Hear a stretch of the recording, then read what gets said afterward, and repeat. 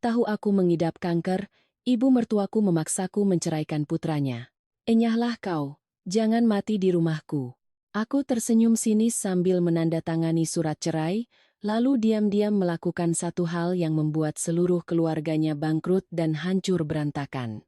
Namaku Dewi Lestari, tahun ini usiaku 41 tahun. Jika Anda bertanya hari mana dalam hidupku yang paling membuatku mengerti betapa kejamnya hati manusia, aku akan menjawabnya tanpa perlu berpikir. Malam itu, ketika aku melangkah masuk ke pintu rumah mertuaku sambil memegang hasil tes kanker. Dan malam itu juga, aku diusir mentah-mentah dari rumah oleh orang-orang yang pernah kubela mati-matian, seolah aku adalah pembawa sial. Malam itu langit tidak hujan, tapi anginnya sangat dingin. Rasa dingin itu merayap menembus pakaian, meresap ke kulit, tapi tetap tidak sedingin tatapan mata orang-orang yang duduk di ruang tamu menungguku. Aku baru saja pulang dari rumah sakit. Di dalam tas ada setumpuk kertas hasil laboratorium, di kepalaku masih terngiang-ngiang suara dokter yang diucapkan perlahan, jelas, dan tanpa ampun, dugaan kuat kanker. Kita perlu beberapa tes lagi untuk menentukan protokol pengobatan, tapi siapkan mental Anda. Aku duduk di lorong rumah sakit selama hampir 1 jam sebelum punya kekuatan untuk berdiri. Sepanjang perjalanan pulang, tanganku tak henti gemetar. Aku hanya berpikir sederhana, apapun yang terjadi, setidaknya suamiku akan menjadi orang pertama tempatku bersandar. 10 tahun menjadi istri, 10 tahun menjadi menantu, aku tidak berani berharap banyak. Aku hanya berharap satu kalimat, ada aku di sini. Hanya satu kalimat itu saja. Tapi ketika aku baru melangkah masuk ke ruang tamu, yang menyambutku bukanlah kekhawatiran, apalagi kepedulian.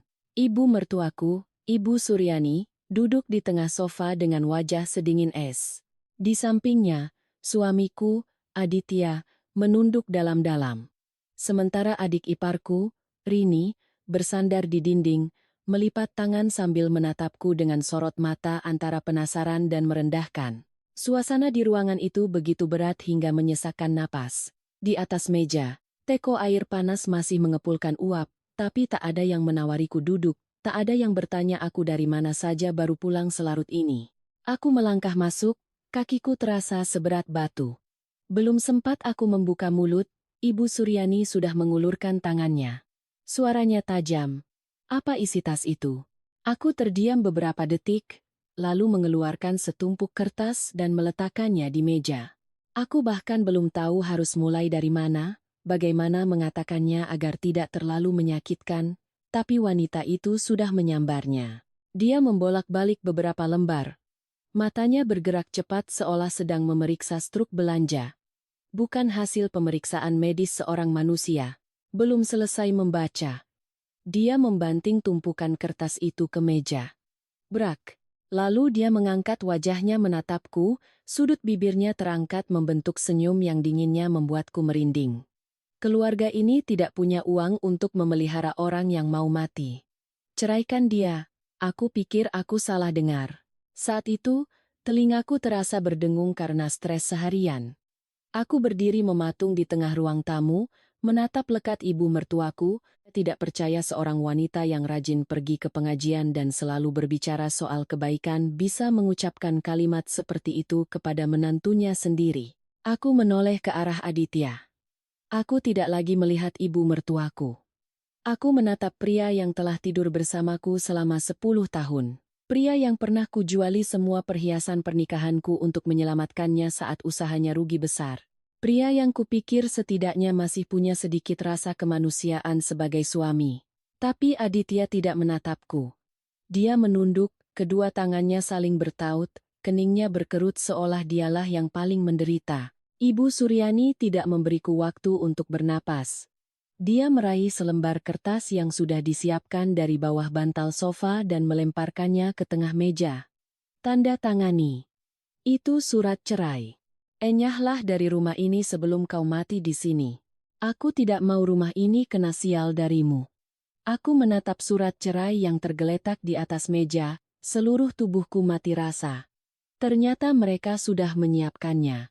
Ternyata, malam saat aku pulang membawa hasil diagnosis penyakitku, mereka tidak menungguku untuk menghibur, Mereka hanya menunggu untuk menyingkirkanku secepat mungkin. Yang paling menyakitkan bukanlah penyakitnya. Yang paling menyakitkan adalah saat kau bahkan belum sempat jatuh. Orang lain sudah takut kau akan mengotori lantai rumah mereka. Rini yang berdiri di sampingnya bahkan menambahkan, suaranya datar. Benar kata ibu, Mbak. Mbak sakit begini, di sini cuma akan menyusahkan seluruh keluarga. Menyusahkan? Aku mendengar dua kata itu dan kepalaku berdengung. Selama 10 tahun ini, siapa yang begadang merawat ayah mertua saat beliau terkena stroke ringan? Siapa yang gali lubang tutup lubang mencari pinjaman saat Aditya rugi investasi? Siapa yang pagi bekerja, sore pulang memasak, mengurus rumah, menyiapkan sesajen untuk upacara adat, membeli obat-obatan, tanpa pernah mengeluh satu kali pun? Tapi sekarang, saat aku jatuh sakit, semua pengorbanan itu hanya dirangkum dalam dua kata. Menyusahkan. Aku menatap Aditya sekali lagi, kali ini aku bertanya langsung, suaraku tidak lagi gemetar. Mas tidak mau bilang apa-apa? Aditya akhirnya mengangkat kepala, tapi tatapannya tidak menunjukkan rasa sakit, tidak ada belas kasihan, apalagi penyesalan.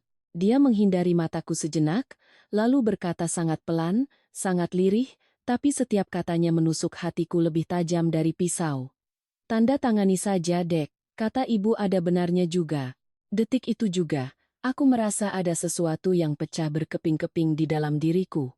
Bukan cinta, itu sudah lama mati, dan mungkin aku hanya tidak berani mengakuinya. Yang pecah saat itu adalah sisa ilusi terakhirku tentang apa yang disebut keluarga. Seluruh ruangan hening. 3 orang itu berdiri di sana menatapku, seolah menunggu apakah aku akan menangis, memohon, atau berlutut memelas. Mungkin mereka pikir, seorang wanita yang baru tahu dirinya, tapi aku tidak menangis. Aku melangkah mendekati meja, mengambil pulpen. Tanganku masih dingin, tapi tidak lagi gemetar. Aku menunduk dan menandatangani namaku dengan tegas. Goresan tintanya rapi dan lurus, tidak ada jeda. Selesai menandatangani, aku meletakkan pulpen mengangkat kepala, lalu tertawa sinis. Tawa dinginku membuat Ibu Suryani sedikit terkejut, tapi sedetik kemudian dia menyeringai penuh kemenangan. Tahu diri juga kau. Aku tidak menjawab. Aku hanya menatap satu persatu wajah di ruangan itu. Ibu mertua yang kejam, adik ipar yang sinis, dan suami yang begitu pengecut, hingga tak berani menatap lurus ke arah istrinya yang memegang hasil tes kanker di tangan. Tak satu pun dari mereka tahu bahwa sebelum meletakkan pulpen itu, aku sudah sempat melakukan satu hal. Hanya satu hal kecil, sangat sunyi. Tapi beberapa bulan kemudian, hal itulah yang membuat seluruh keluarga mereka kehilangan rumah, uang, harga diri, dan topeng keluarga baik-baik yang selama ini mereka jaga. Saat itu, sambil menutup resleting tasku, aku hanya berpikir satu hal, kalian ingin aku enyah dari rumah ini? Boleh saja, tapi harga yang harus kalian bayar, tidak akan pernah bisa kalian bayangkan. Tapi agar Bapak, Ibu, dan saudara-saudari sekalian mengerti mengapa aku bisa dengan begitu tenang menandatangani surat cerai malam itu, aku harus menceritakannya dari awal. Dari saat pernikahan ini masih terlihat baik-baik saja, sangat damai. Sangat mirip sebuah rumah tangga yang jika dilihat dari luar, semua orang akan mengira kami sangat bahagia. Namaku Dewi Lestari. Dulu aku bekerja sebagai kepala akuntan di sebuah perusahaan konstruksi swasta di Jakarta. Pekerjaanku sibuk, penuh tekanan, tapi stabil. Aku terbiasa dengan angka, tabel, dan laporan pemasukan pengeluaran yang jelas. Mungkin karena itu, selama bertahun-tahun kemudian aku naif berpikir bahwa selama aku hidup lurus, transparan, dan tidak melakukan kesalahan, hati manusia pun akan sejelas buku kas. Tapi ternyata, manusia adalah makhluk yang paling rumit di dunia. Terlihat sederhana, tapi semakin lama kau hidup bersamanya, semakin kau tidak bisa memahaminya. Aku bertemu Aditya saat perusahaanku bekerja sama dengan perusahaannya dalam sebuah proyek besar. Waktu itu Aditya seorang manajer bisnis, bicaranya lembut, selalu tampak tenang, dan tahu sopan santun. Saat awal kenal, dia bukan tipe pria yang terlalu flamboyan, tapi sangat pandai menunjukkan perhatian. Aku batuk sekali saja dia perhatikan. Aku lembur, Dia proaktif mengirim pesan bertanya sudah makan atau belum. Pernah sekali aku demam, dia bahkan membelikan bubur ayam dan mengantarkannya sampai ke gerbang kantorku. Hal-hal kecil seperti itu, bagi seorang wanita karier yang lelah sepertiku, lebih mudah menyentuh hati daripada bunga atau hadiah mahal. Kami berpacaran hampir 2 tahun, lalu menikah. Waktu itu aku tulus berpikir telah memilih orang yang tepat. Aditya tidak kaya raya, juga tidak terlalu istimewa. Tapi aku percaya dia orang baik, tahu diri, dan yang terpenting, tahu cara menyayangi istri. Aku pernah berpikir, pernikahan tidak perlu gemerlap. Cukup dua orang sehati, bekerja sama membangun masa depan. Dan saling menjaga, itu sudah cukup. Setelah menikah, aku tinggal bersama keluarga suami. Keluarga suamiku tidak besar, hanya ada ibu mertua, Ibu Suryani, adik perempuan suami, Rini, dan kami berdua. Ayah mertuaku sudah lama meninggal, jadi di rumah itu, semua keputusan besar dan kecil hampir selalu bergantung pada kehendak Ibu Suryani. Di lingkungan sekitar, beliau terkenal sebagai wanita yang cerdik, banyak bicara, suka mengamati, dan sedikit gila hormat. Orang-orang menyapanya dengan senyum ramah, tapi siapapun yang tinggal dekat dengannya tahu wataknya sangat tajam, terutama pada menantu. Sementara Rini, adik Aditya, beberapa tahun lebih muda dariku. Belum menikah, belum banyak pengalaman hidup, tapi sifatnya sudah sinis dan suka mengkritik. Mulutnya lebih cepat dari otaknya. Seringkali saat aku sedang melakukan sesuatu, dia lewat dan melontarkan kalimat yang seolah bercanda tapi menusuk tepat di ulu hati. Saat itu aku masih menenangkan diri, dia masih muda, masih naif. Aku sebagai kakak ipar, mengalah sedikit demi kedamaian rumah. Hari-hari pertama menjadi menantu, aku benar-benar berusaha sekuat tenaga. Aku bekerja seharian, tapi setiap pagi aku bangun lebih awal untuk memasak sarapan, lalu buru-buru membereskan rumah sebelum berangkat kerja. Sore harinya, selelah apapun, aku langsung masuk ke dapur. Akhir pekan kuhabiskan untuk mencuci, membersihkan, dan menata ulang setiap sudut rumah. Aku tidak pernah menganggap pekerjaan rumah sebagai sesuatu yang rendah atau merugikan, karena aku percaya, sebagai istri dan menantu, ikut andil merawat rumah adalah hal yang semestinya. Namun, di mata Ibu Suryani, semua yang kulakukan seolah tidak pernah cukup. Hari ini dia mengeluh masakanku keasinan, besok dia bilang caraku menata bunga di vas terlihat norak. Pernah sebulan aku membelikannya sekotak suplemen kesehatan. Dia memegangnya, mengamatinya, lalu nyeletuk, menantu zaman sekarang cuma pintar menghabiskan uang. Dikira dengan membelikan hadiah kecil begini sudah jadi berbakti, aku hanya bisa tersenyum kecut mendengarnya. Hati ini sakit, tapi aku tetap berpikir mungkin beliau memang orangnya perfeksionis. Asal aku tetap hidup baik-baik, lama-lama beliau pasti mengerti. Aku ingat suatu masa, karierku menanjak cukup baik. Karena sudah lama bekerja dan teliti, pendapatanku stabil dan sedikit lebih tinggi dari Aditya. Aku tidak pernah menjadikannya alasan untuk merasa lebih unggul atau membanding-bandingkan dengan suami. Sebaliknya, aku selalu menjaga perasaannya agar dia tidak minder. Gaji, bonus, semua diam-diam kugunakan untuk menopang kebutuhan rumah tangga. Aku berkontribusi lebih banyak tanpa pernah mengungkitnya. Bahkan cicilan KPR rumah yang kami tinggali bersama, penanggung utamanya adalah aku. Saat baru menikah, rumah itu masih dalam masa angsur. Di bulan-bulan saat penghasilan Aditya seret, aku diam-diam mengambil uangku untuk menambalinya. Setiap bulan selalu lunas tepat waktu, tidak pernah sampai ditegur oleh bank.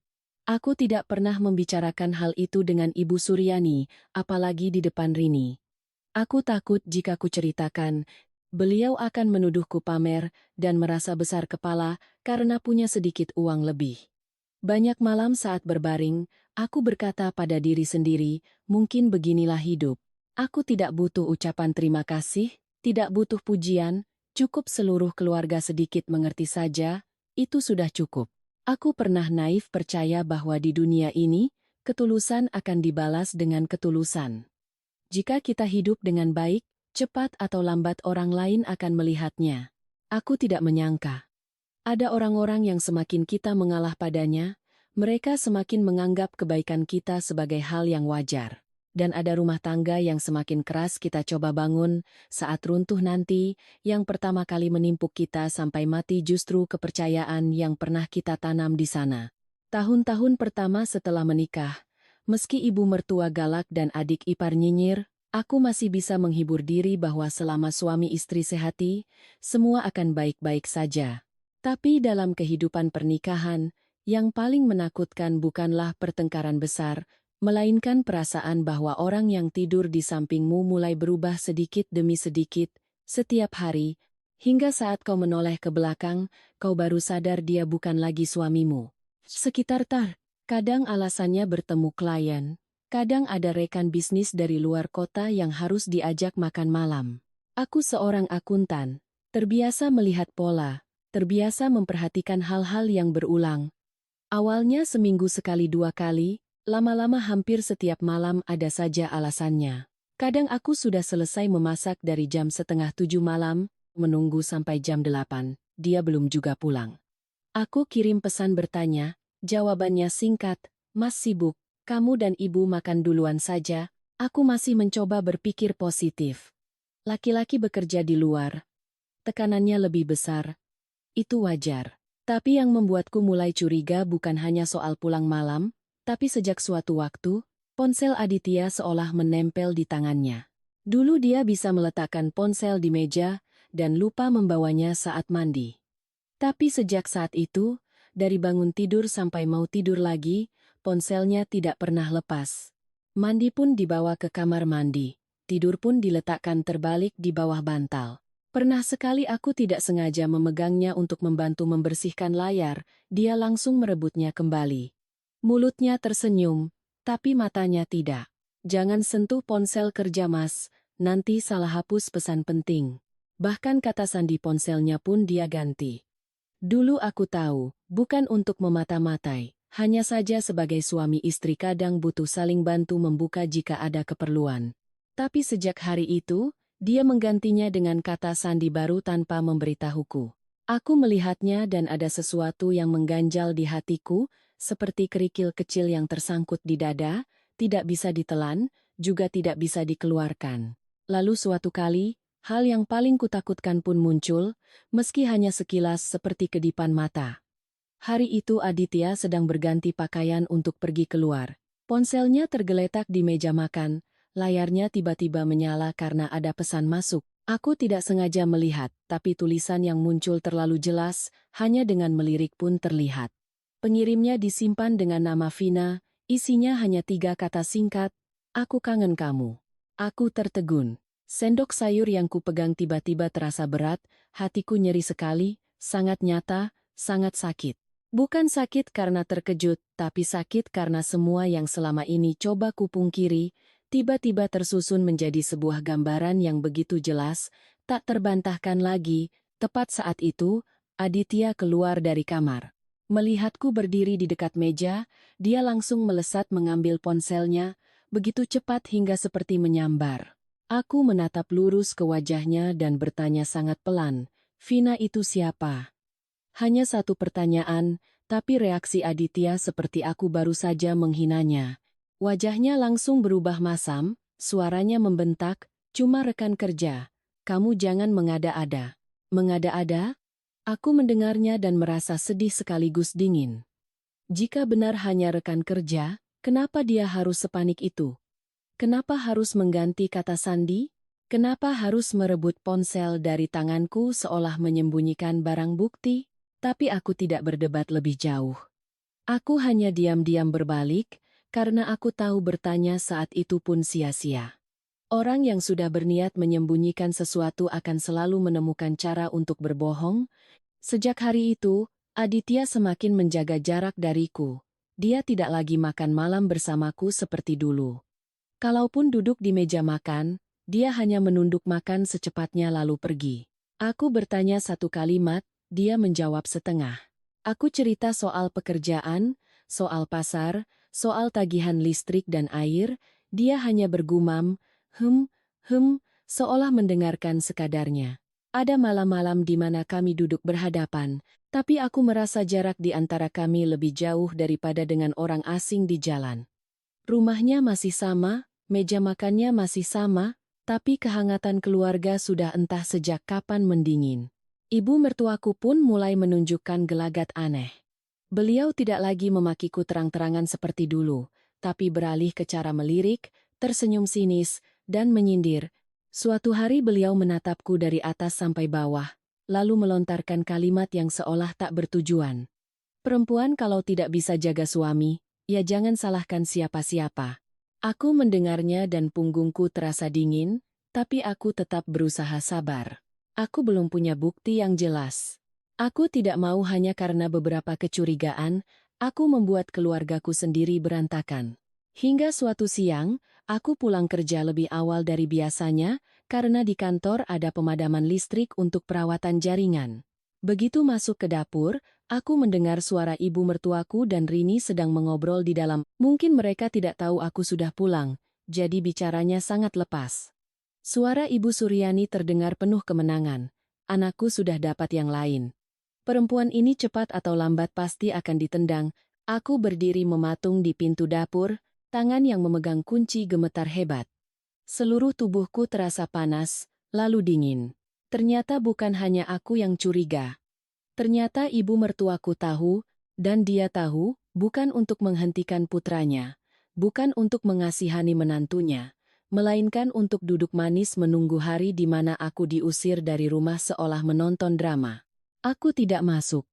Aku berbalik perlahan, berpura-pura tidak mendengar apa-apa.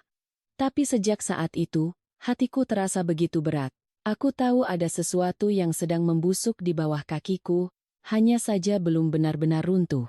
Lalu kesempatan untuk melihat semuanya dengan jelas pun datang. Suatu malam, Aditya bilang harus pergi perjalanan dinas 3 hari bersama kantor. Suaranya datar seperti biasa, dia berkemas sangat cepat, tak lupa berpesan agar aku tidak meneleponnya larut malam karena pergi bersama atasan, tidak enak. Jika ini adalah masa lalu, mungkin aku masih akan percaya. Tapi setelah semua yang kulihat, aku tidak bisa lagi memaksakan diri untuk buta.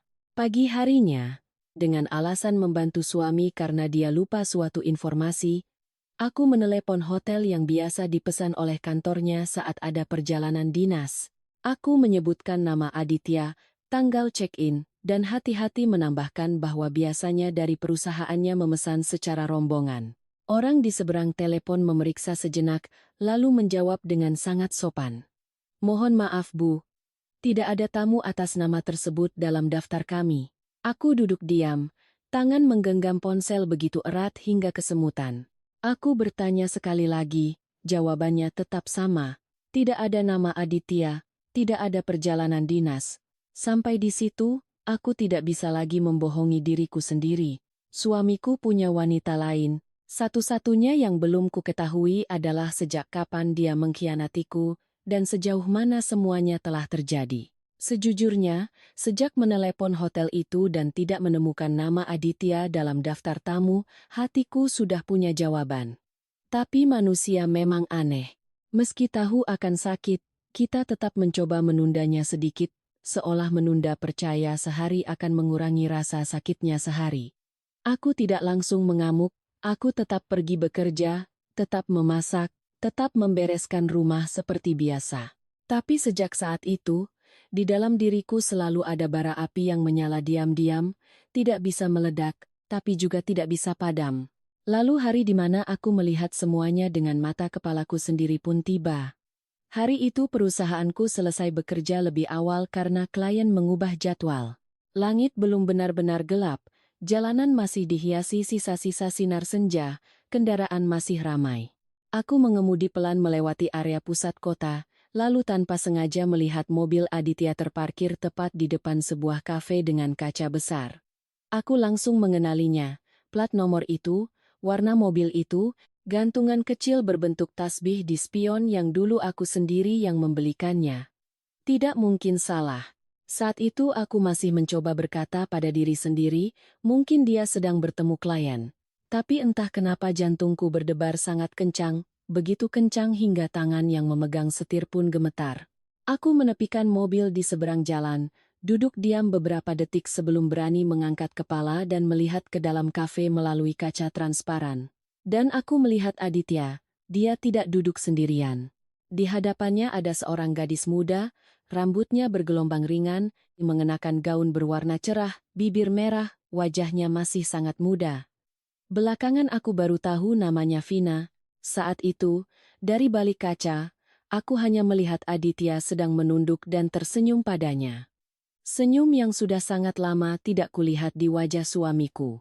Bukan senyum basa-basi di depan umum, bukan senyum kaku saat di rumah bersamaku, melainkan senyum yang lembut, melunak, penuh perhatian dan sedikit memanjakan. Ada satu momen, Vina mengulurkan tangan untuk merapikan lengan ke meja Aditya. Dia tidak menghindar, bahkan balas menyentuh tangan gadis itu. Dua tangan mereka bersentuhan dengan sangat alami, sangat akrab, tanpa ada sedikit pun kecanggungan orang yang baru kenal. Aku berdiri di luar dan merasa seolah ada yang meremas jantungku, benar-benar sesak hingga tidak bisa bernapas. Semua kecurigaan, semua firasat, semua hal yang coba kutekan selama berbulan-bulan, kini terhampar begitu jelas di depan mata, tidak ada lagi celah untuk menyangkal. Aku sempat berpikir akan menyerbu masuk. Aku pernah membayangkan, jika suatu hari aku memergoki mereka, aku akan menuntut penjelasan, akan membalik meja, akan membuat sesi kafe tahu siapa mereka. Tapi tidak. Saat itu tiba, aku justru tidak melakukan apa-apa. Aku hanya berdiri menatap beberapa detik lagi, cukup untuk memastikan diriku tidak bisa membohongi diri sendiri lagi, lalu aku berbalik dan pergi. Langkahku saat itu terasa ringan sekaligus berat. Aku tidak menangis di jalan. Mungkin lukanya terlalu dalam, air mata pun tak sempat keluar. Aku mengemudi pulang seperti mayat hidup. Sepanjang perjalanan, di kepalaku hanya ada satu pertanyaan. Sudah berapa tahun aku hidup dengan pria ini, tapi baru hari ini aku benar-benar melihat siapa dia. Malam itu Aditya pulang sangat larut. Saat dia masuk ke rumah, aku sedang duduk di ruang tamu. Lampu tidak kunyalakan terang, hanya satu lampu kuning redup di sudut ruangan. Dia tampak sedikit terkejut melihatku masih terjaga. Tapi yang membuatku lebih mual adalah aroma parfum wanita yang menguar dari tubuhnya. Tidak terlalu menyengat, tapi cukup jelas. Aroma manis yang asing, bukan jenis parfum yang kupakai. Aditya melepas sepatu sambil bertanya basa-basi, "Kamu belum tidur?" Aku menatap lurus ke arahnya. Tidak berputar-putar, tidak menyelidik. Tidak punya tenaga lagi untuk berpura-pura menjadi istri yang sabar. Aku bertanya terus terang, "Mas punya orang lain, kan?" Aditya terdiam, hanya sesaat, tapi aku melihatnya dengan jelas. Lalu dia berdiri diam, tidak langsung menyangkal seperti biasanya, juga tidak marah menuduhku mengada-ada. Dia diam selama beberapa detik, cukup untuk membuatku mengerti bahwa dia tahu aku sudah tahu semuanya. Setelah itu dia mengangkat kepala, suaranya dingin dan kejam. "Iya, memangnya kenapa?" Aku sudah menyiapkan diri untuk berbagai macam reaksi. Menyangkal, marah, berkelit, membela diri. Tapi aku tidak menyangka dia akan mengakuinya dengan begitu enteng. Hanya 3 kata, "Iya, memangnya kenapa?" Seolah pernikahan 10 tahun ini tidak ada harganya. Seolah orang yang berdiri di hadapannya bukan istrinya, melainkan pengganggu yang merepotkan. Aku berdiri mematung di tengah ruang tamu, semua di sekitarku terasa menjauh. Telingaku berdengung. Aku tidak ingat apa lagi yang kutanyakan, hanya ingat Aditya menatapku dengan sorot mata bosan lalu menambahkan, "Mas capek. Jangan dibesar-besarkan." "Dibesar-besarkan?" Aku tertawa tanpa suara. Yang selingkuh adalah dia, yang berkhianat adalah dia. Tapi pada akhirnya, yang diingatkan untuk jangan dibesar-besarkan adalah aku. Tapi yang membuatku lebih sakit dari pengakuannya adalah reaksi ibu mertuaku. Mungkin karena mendengar percakapan kami yang tegang, Ibu Suryani keluar dari kamarnya. Rini juga ikut mengintip di belakangnya. Aku sudah tidak ingin lagi menjaga harga diri siapapun, jadi aku langsung berkata di depan mereka berdua, "Dewi baru saja tanya Mas Aditya, dia mengaku punya orang lain." Aku masih ingat jelas. Saat itu aku masih berharap, meski hanya sedikit, bahwa setidaknya ibu mertuaku akan menganggap ini salah. Setidaknya beliau akan merasa malu atas nama putranya. Tapi tidak. Ibu Suryani hanya menyeringai sinis, senyum orang yang mendengar cerita yang sama sekali tidak ada hubungannya dengannya, lalu melontarkan kalimat datar. Laki-laki memang begitu. Kalau kamu tidak bisa jaga suami, salahkan dirimu sendiri. Aku menoleh menatapnya dan tubuhku terasa dingin. Belum sempat aku berkata apa-apa, Rini sudah menyela, suaranya setajam cuka. Mbak kan sudah tua, wajar kalau Mas Kari yang lain. Perempuan itu dinilai dari bisa atau tidaknya menjaga suami. Dua kalimat itu seperti dua tamparan keras di wajahku. Tidak, ini lebih sakit dari tamparan. Tamparan hanya sakit di kulit. Tapi kata-kata itu merobek harga diri seorang wanita yang telah berusaha hidup baik-baik, berusaha sabar, berusaha menopang rumah ini selama bertahun-tahun. Saat itulah aku benar-benar mengerti satu hal. Bukan hanya Aditya yang mengkhianatiku. Seluruh keluarga ini sudah sejak lama berpihak padanya. Mereka tahu, mereka menerima, bahkan mereka menganggap itu hal biasa. Itu salahku. Itu alasan untuk menenggelamkanku lebih dalam. Aku berdiri di tengah ruang tamuku sendiri dan tiba-tiba merasa seperti orang asing. Tapi sesakit apapun, malam itu aku belum memutuskan untuk bercerai. Bukan karena aku masih mencintai Aditya, tapi karena di hatiku masih ada satu ganjalan besar. Satu masalah lain yang lebih berat daripada perselingkuhannya. Dan masalah itulah yang tak lama kemudian mendorong semuanya ke titik di mana tidak ada lagi jalan untuk kembali. Setelah malam konfrontasi tentang perselingkuhan Aditya, aku tidak punya tenaga lagi untuk berdebat. Semua di rumah berjalan seperti biasa, tapi di hatiku ada beban yang sangat berat. Aku makan tidak enak, tidur tidak nyenyak. Pagi hari, tubuhku selalu terasa lemas seperti habis begadang semalaman. Awalnya kupikir mungkin karena aku terlalu syok, jadi aku lelah. Tapi rasa lelah itu tidak hilang, ia menempel padaku setiap hari, terus-menerus dan diam-diam. Ada pagi-pagi di mana aku baru berdiri dari tempat tidur sudah merasa pusing. Jalan beberapa langkah, jantungku berdebar kencang, tangan dan kaki lemas. Suatu hari di kantor, kepalaku tiba-tiba sakit seperti dihantam palu, pandanganku menggelap. Rekan kerjaku harus memapahku ke ruang istirahat. Semua orang menyarankanku untuk periksa ke dokter, tapi aku selalu menolaknya. Kupikir mungkin aku hanya kelelahan karena stres beberapa bulan ini, hingga suatu hari, saat sedang mencuci piring di dapur, aku tiba-tiba merasakan perutku mulas dengan aneh. Bukan sakit maag atau sakit perut biasa, melainkan rasa nyeri yang samar tapi sangat dalam dan tidak nyaman. Aku harus berpegangan pada wastafel untuk bisa tetap berdiri. Keringat dingin mengalir di tengkukku. Saat itulah, untuk pertama kalinya, aku benar-benar merasa takut. Pagi harinya aku izin tidak masuk kerja untuk pergi ke dokter. Aku tidak memberitahu Aditya, juga tidak ibu mertuaku. Aku memesan ojek online sendiri ke rumah sakit, membawa tas berisi beberapa hasil tes kesehatan rutin dari kantor. Seluruh pagi itu adalah rangkaian panjang penantian, tes darah, USG, dan pemeriksaan lainnya. Aku duduk di lorong rumah sakit yang serba putih, melihat orang lalu lalang dengan hati hampa.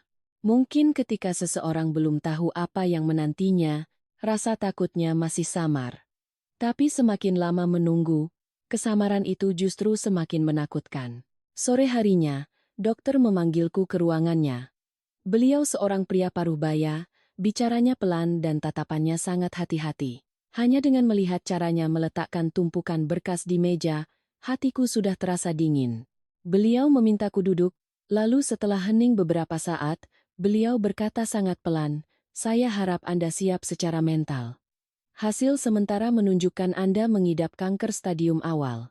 Kami perlu melakukan beberapa tes lagi untuk menentukan protokol pengobatan yang spesifik, tapi kemungkinannya sangat besar."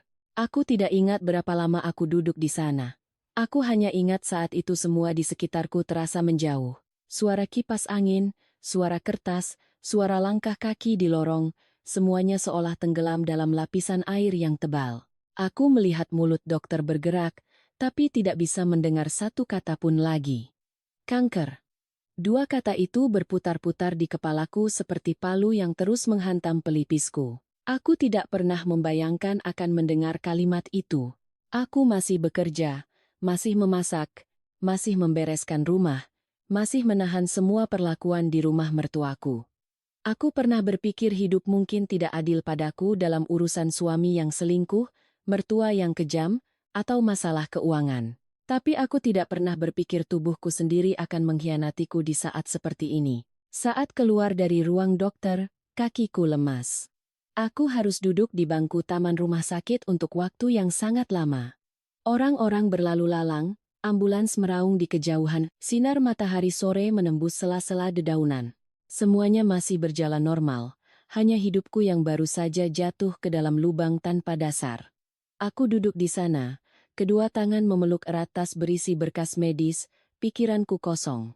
Tidak bisa menangis, juga tidak tahu harus menelepon siapa lebih dulu. Lalu akhirnya aku teringat Aditya.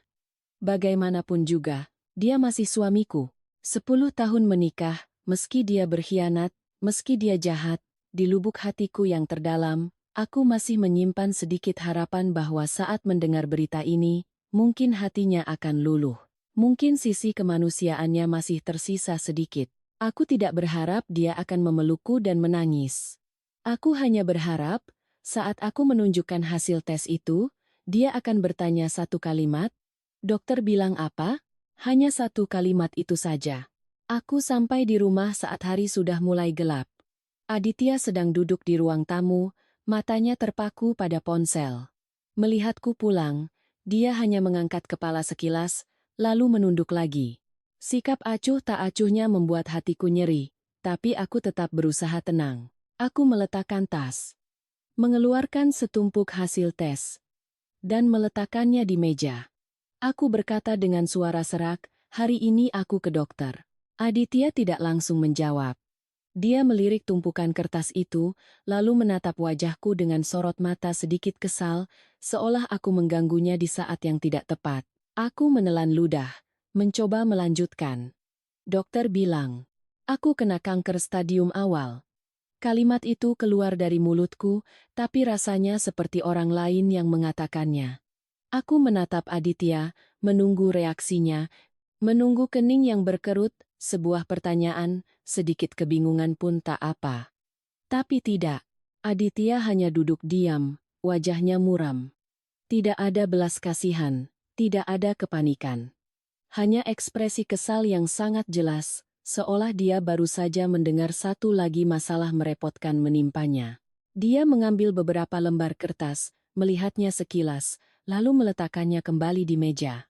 Tidak bertanya kapan aku mulai merasakannya, tidak bertanya apa kata dokter, tidak bertanya apakah bisa disembuhkan. Dia hanya diam, tapi keheningan itu lebih dingin daripada makian.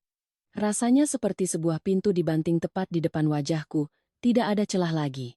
Malam itu, entah bagaimana, ibu mertuaku juga tahu. Beliau keluar dari kamarnya dengan suara melengking, "Kudengar kau kena kanker." Belum sempat aku menjawab, beliau sudah melotot, memukul meja dengan keras. "Kanker? Rumah ini tidak sanggup membiayai penyakit seperti itu." Aku terperangah. Wajah Aditya masih sedingin es, sementara Ibu Suryani semakin bersemangat, seolah baru saja menemukan alasan untuk membuang sebuah beban. "Ceraikan dia sekarang juga. Jangan biarkan anakku menanggung utang penyakitmu. Rumahku tidak akan menampung orang penyakitan pembawa sial di sini." Aku menoleh ke arah Aditya. Dia berdiri tepat di samping ibunya. Cukup satu kata darinya, sekecil apapun, semua akan berbeda. Tapi dia tidak berkata apa-apa, dia diam saja, membiarkan ibunya menghina istrinya di depannya, membiarkanku memegang hasil tes seperti memegang vonis mati. Keheningannya saat itu adalah persetujuan yang paling jelas. Aku menatap dua orang itu, yang satu suamiku, yang satu ibu mertuaku. Dan untuk pertama kalinya aku benar-benar sadar. Selama 10 tahun ini, aku telah hidup dengan orang-orang yang lebih tidak berperasaan daripada orang asing di jalan. Orang asing melihat orang sakit masih akan bertanya. Sedangkan mereka, hal pertama yang mereka pikirkan adalah bagaimana cara menyingkirkanku secepatnya. Anehnya, Saat itu aku tidak menangis. Mungkin karena rasa sakitnya sudah melampaui air mata. Aku hanya diam-diam menunduk, mengumpulkan kembali tumpukan hasil tes, merapikannya. Di kepalaku saat itu bukan lagi kepanikan, melainkan sebuah pikiran yang sangat jernih. Aku tidak bisa tinggal di sini lagi, bahkan sedetik pun, aku harus pergi, tapi sebelum memutuskan langkah selanjutnya, aku hanya teringat satu orang. Ibuku. Aku tidak langsung pulang ke rumah ibuku malam itu. Aku masih duduk termenung di sebuah sudut lorong rumah sakit untuk waktu yang sangat lama, seperti orang kehilangan jiwa. Baru setelah langit benar-benar gelap, di kepalaku hanya terngiang kata-kata dingin ibu mertuaku, kebisuan kejam Aditya, dan bayangan surat cerai yang tergeletak di meja. Aku baru sadar bahwa aku tidak punya pilihan lain. Malam itu, aku kembali ke rumah mertuaku sekali lagi. Bukan untuk memohon, bukan untuk mengemis. Aku kembali hanya untuk menandatangani surat itu. Selesai menandatanganinya, aku diam-diam mengemas beberapa setel pakaian, memasukkan hasil tes dan surat cerai ke dalam tasku, lalu menarik pintu dan keluar. Tidak ada yang menahan, tidak ada yang bertanya aku akan kemana di tengah malam. Ibu Suryani duduk tak bergeming di kursinya, wajahnya dingin. Rini bersandar di pintu kamar menatapku, bibirnya melengkung seolah baru saja berhasil mencabut duri. Sedangkan Aditya, dia hanya memalingkan wajahnya. Aku melangkah keluar dari rumah itu tanpa menangis. Bukan karena aku kuat, tapi karena saat itu aku sudah terlalu sakit hingga air mata tak ada artinya lagi. Jalan pulang ke rumah ibuku malam itu sangat sepi. Angin menerpa wajahku, dinginnya menusuk. Aku duduk di motor ojek online, memeluk tasku erat-erat seolah memeluk sisa-sisa terakhir hidupku. Di dalam tas hanya ada beberapa setel pakaian, hasil tes kanker, dan surat cerai yang tintanya belum kering. Hanya sedikit barang, tapi kenapa rasanya seberat seluruh perjalanan hidup? Rumah ibuku berada di sebuah gang kecil yang tenang. Saat aku mengetuk pintu, ibuku, Ibu Hartati, membukanya hampir seketika, seolah beliau belum tidur, atau mungkin firasat seorang ibu telah membuatnya gelisah sepanjang malam. Begitu melihat wajahku, melihat penampilanku yang acak-acakan, wajahku yang pucat, dan tangan yang memegang tumpukan kertas kusut, beliau tidak langsung bertanya, tidak panik berteriak seperti yang kubayangkan. Beliau hanya terdiam sejenak, lalu menarikku masuk, menutup pintu, dan berkata sangat pelan, "Duduk dulu, nak, minum air dulu." Selama masih bisa bernapas, semua masih bisa diatur. Kalimat itu membuat hidungku perih. Sejak memegang hasil tes kanker hingga diusir dari rumah mertua, itu adalah kalimat pertama yang membuatku merasa masih menjadi manusia, masih punya tempat untuk duduk sebagai orang yang sedang terluka. Aku memegang gelas, tapi tanganku terlalu gemetar, airnya tumpah ke punggung tanganku. Ibuku duduk di hadapanku, tidak mendesak, tidak menyela. Beliau hanya menatapku, tatapannya penuh kasih sayang sekaligus ketegasan. Dan aku pun mulai bercerita. Aku ceritakan semuanya. Dari perselingkuhan Aditya, saat aku melihatnya duduk dengan Vina di kafe, hingga ibu mertuaku yang tahu, tapi menganggapnya biasa saja. Lalu sampai hari ini, hari di mana aku pulang membawa hasil tes kanker dan diusir dari rumah seperti barang rusak. Aku bercerita, dan suaraku pecah. Ada saatnya kupikir aku akan menangis meraung-raung. Tapi air mata justru tertahan di tenggorokan. Ibuku mendengarkan semuanya tanpa memotong sekalipun. Baru setelah aku selesai, beliau meletakkan cangkirnya dengan keras di meja, wajahnya mengeras. Aku pikir beliau akan memelukku dan menangis, akan memaki Aditya dan keluarganya sebagai orang-orang tak punya hati. Tapi tidak. Beliau hanya bertanya satu kalimat, sangat pelan tapi tajam. Lalu, berkas pinjaman rumah, jadwal pembayaran, dan buku tabungan bank, sekarang siapa yang pegang? Aku langsung mengangkat kepala menatap ibuku. Pertanyaan itu seperti sember air dingin yang disiramkan ke kepalaku. Karena memang benar, selama 2 tahun terakhir, seluruh urusan pinjaman terkait rumah itu ada di tanganku. Aditya memang ikut menandatangani sebagai peminjam bersama.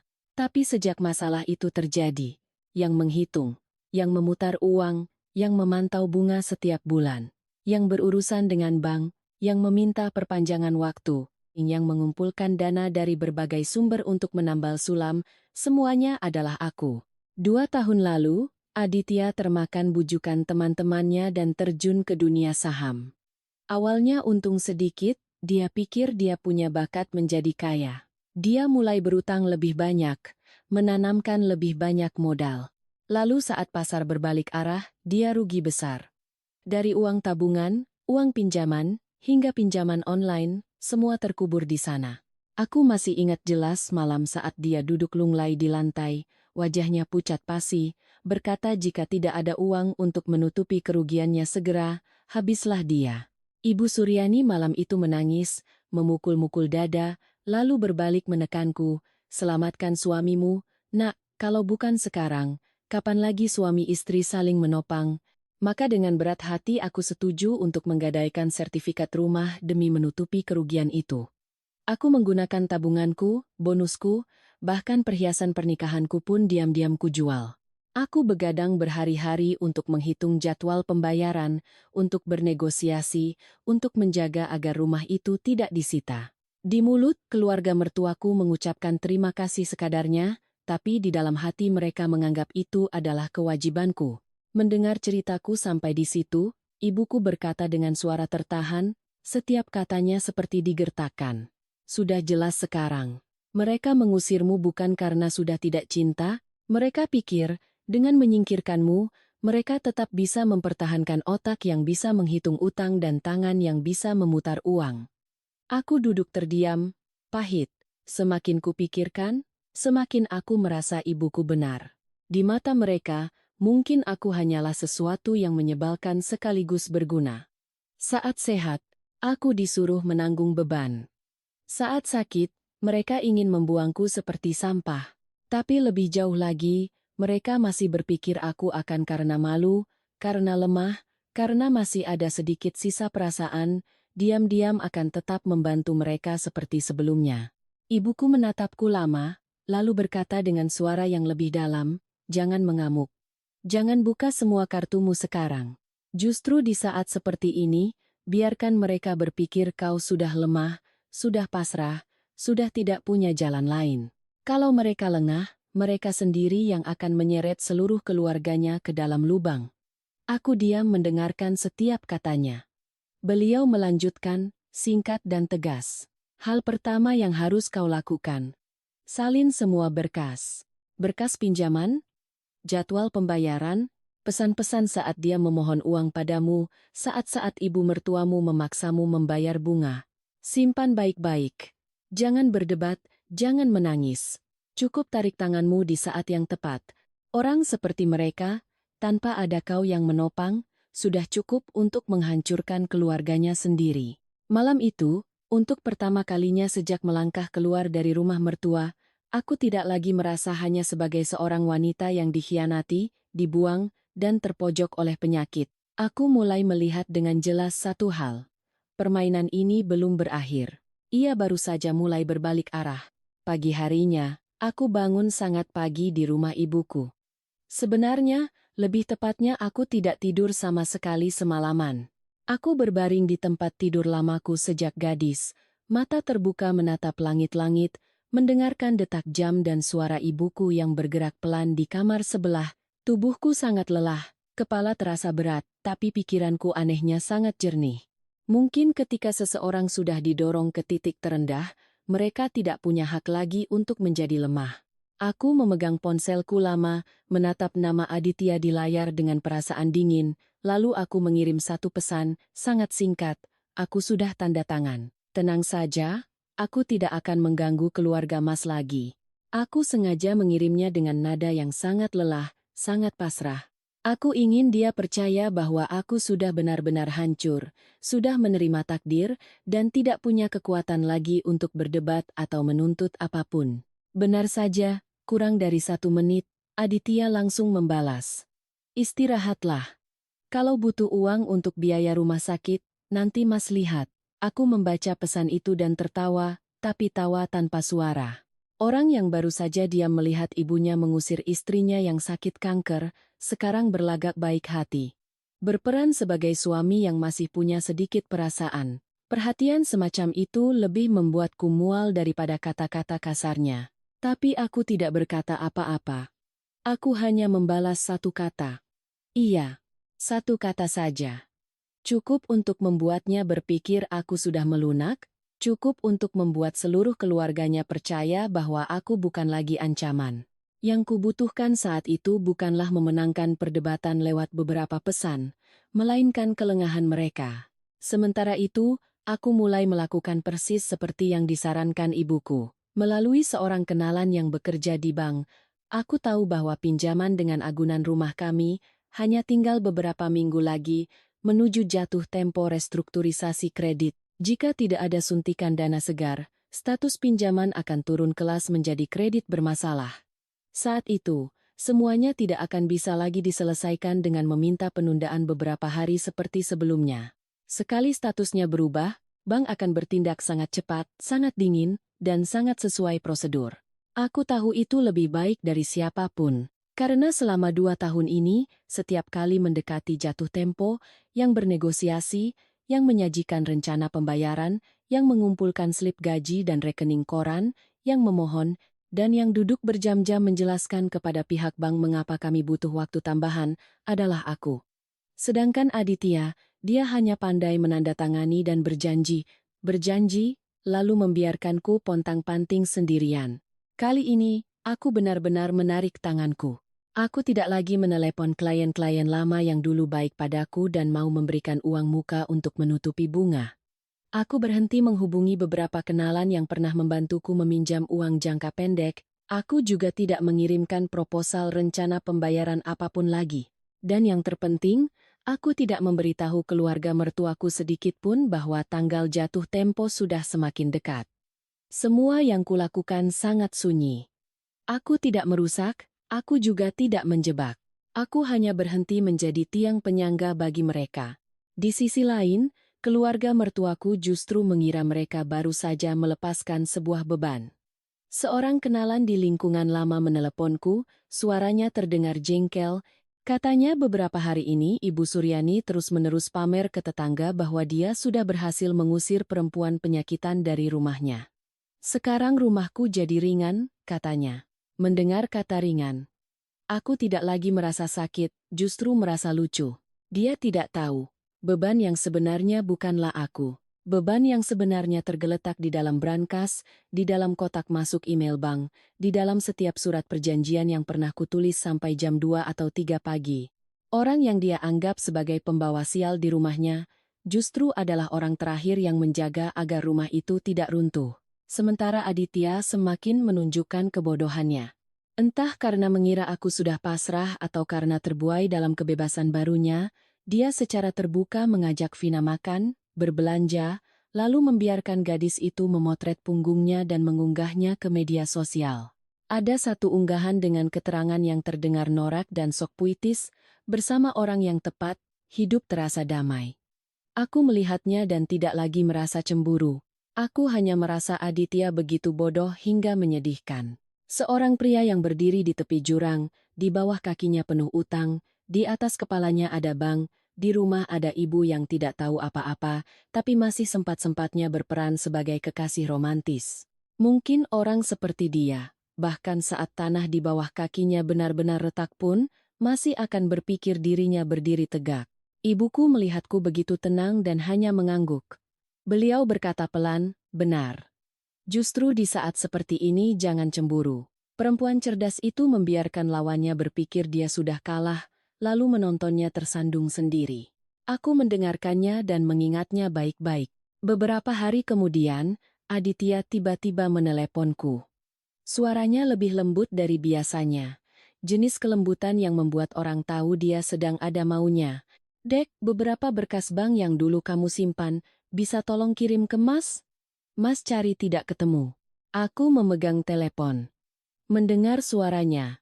Dan tahu persis ikan sudah mencium umpannya. Pasti dia sudah mulai membongkar-bongkar berkas. Mulai menyentuh hal-hal yang dulu tidak pernah dia sentuh, dan menyadari bahwa kekosongan yang kutinggalkan tidak sekecil yang dia kira. Aku sengaja diam beberapa detik, lalu menjawab dengan suara yang sangat pelan. Aku sedang kontrol lagi, lelah sekali. Berkas Mas, cari sendiri saja. Di seberang telepon hening sejenak, lalu Aditya mulai kesal. Nada manisnya tadi hilang sama sekali. Jangan mempersulit Mas di saat seperti ini. Aku tersenyum sinis. Baru sekarang dia tahu rasanya dipersulit? Aku duduk tegak dan berkata perlahan, setiap katanya jelas. Waktu aku pegang hasil tes kanker, Mas juga tidak mempermudah aku. Selesai berkata, aku langsung menutup telepon. Aku tahu, pukulan itu belum cukup kuat untuk membuat mereka panik seketika. Tapi aku juga tahu. Sejak saat itu, keluarga mertuaku mulai merasa ada yang tidak beres. Dan sekali orang merasa tidak aman, suara sekecil apapun cukup untuk membuat mereka terkejut. Kupikir setelah telepon hari itu, Aditya masih akan mencoba menjaga gengsinya beberapa hari lagi. Tapi ternyata, ketika seseorang terdesak, gengsi itu tipis sekali. Hanya 3 hari kemudian, keluarga mertuaku datang langsung ke rumah ibuku. Hari itu menjelang siang. Aku sedang di dapur membantu ibu memetik sayur, ketika mendengar suara sandal diseret di halaman, lalu suara Ibu Suryani yang lantang terdengar dari gerbang. Begitu keras hingga tetangga sebelah pun pasti mendengarnya. Anak ibu ini jahat sekali. Sudah mau cerai masih sengaja menahan surat-surat untuk menyusahkan anak saya. Belum sempat aku berdiri. Ibuku sudah berjalan lurus ke pintu. Beliau tidak panik, juga tidak gugup seperti orang yang takut jadi bahan gunjingan. Beliau melangkah ke teras, berdiri tepat di depan pintu, tidak mempersilakan masuk, tidak menawarkan kursi, hanya menatap 3 orang di depannya dengan tatapan dingin. Ibu Suryani hari itu mengenakan setelan bunga-bunga berwarna merah mencolok, wajahnya dipoles bedak tebal. Mungkin berniat datang untuk membuat keributan. Di sampingnya ada Aditya, wajahnya cemberut tapi masih mencoba terlihat tenang. Dan Rini, dia berkacak pinggang, matanya liar memandang sekeliling seolah takut tetangga tidak tahu keluarganya sedang cari masalah. Ibuku yang angkat bicara lebih dulu, suaranya tidak keras tapi setegas baja. Rumah saya tidak menerima orang yang kemarin mengusir anak saya karena takut dia mati dan mengotori rumah, tapi hari ini datang untuk meminta bantuan. Kalimat itu membuat wajah Ibu Suryani pucat seketika. Tapi orang seperti dia, semakin malu justru semakin meninggikan suara. Dia mengangkat dagu dan berkata seperti membentak. Ini urusan saya mendidik menantu. Ibu tidak punya hak ikut campur. Ibuku mendengarnya dan hanya tersenyum sinis. Senyum orang yang terlalu paham isi hati lawannya. Sejak Anda melemparkan surat cerai ke wajah anak saya, dia bukan lagi menantu Anda. Sekarang Anda pakai status apa datang ke sini membentak-bentak? Aku duduk di dalam rumah mendengarnya dan rasanya lega sekali. Ternyata perasaan ada yang membelamu, menyuarakan rasa sakitmu, rasanya begitu pedih sekaligus hangat. Tapi aku belum keluar. Aku ingin lihat sejauh mana lagi keluarga mertuaku akan bertindak tak tahu malu. Benar saja. Melihat cara keras tidak mempan pada ibuku, Aditya langsung mengubah nada. Dia maju setengah langkah, menatap ke dalam rumah dan memanggil. Dewi, Mas butuh berkas pinjaman yang lama dan jadwal pertemuan dengan bank. Tolong berikan. Urusan kita selesaikan baik-baik. Aku mengelap tangan di bajuku, lalu perlahan melangkah keluar. Aku tidak berdiri di dekat ibu, juga tidak bersembunyi di belakangnya. Aku maju ke tengah teras, menatap lurus ke wajah pria yang pernah tidur bersamaku selama 10 tahun, lalu bertanya sangat pelan. Waktu Mas diam mendengarkan ibumu menyuruhku enyah, apa Mas pernah berpikir akan ada hari di mana Mas harus menunduk meminta tolong pada orang yang baru saja Mas tendang keluar dari pintu? Aditya terdiam. Belum sempat dia berkata apa-apa, Rini sudah maju dengan sinis. Mbak jangan drama, deh. Cuma beberapa lembar kertas saja. Aku langsung menoleh padanya, memotong cepat. Beberapa lembar kertas? Kamu tahu tidak, hanya karena salah satu huruf, telat 1 hari, rumah kalian bisa disita. Kalimat itu baru saja selesai, ketiganya langsung terdiam. Aku perhatikan baik-baik, di mata Aditya ada kilatan panik yang sangat jelas. Hanya sekilas, tapi cukup untuk membuatku tahu dugaanku tidak salah. Dia belum berani jujur pada ibu dan adiknya tentang kondisi utang yang sebenarnya. Dia masih mencoba mempertahankan topeng bahwa semua masih terkendali untuk menipu keluarganya sendiri. Ibu Suryani yang tadinya berkoar-koar kini mulai mengubah nada. Beliau menatapku, wajahnya penuh selidik. "Maksudmu apa?"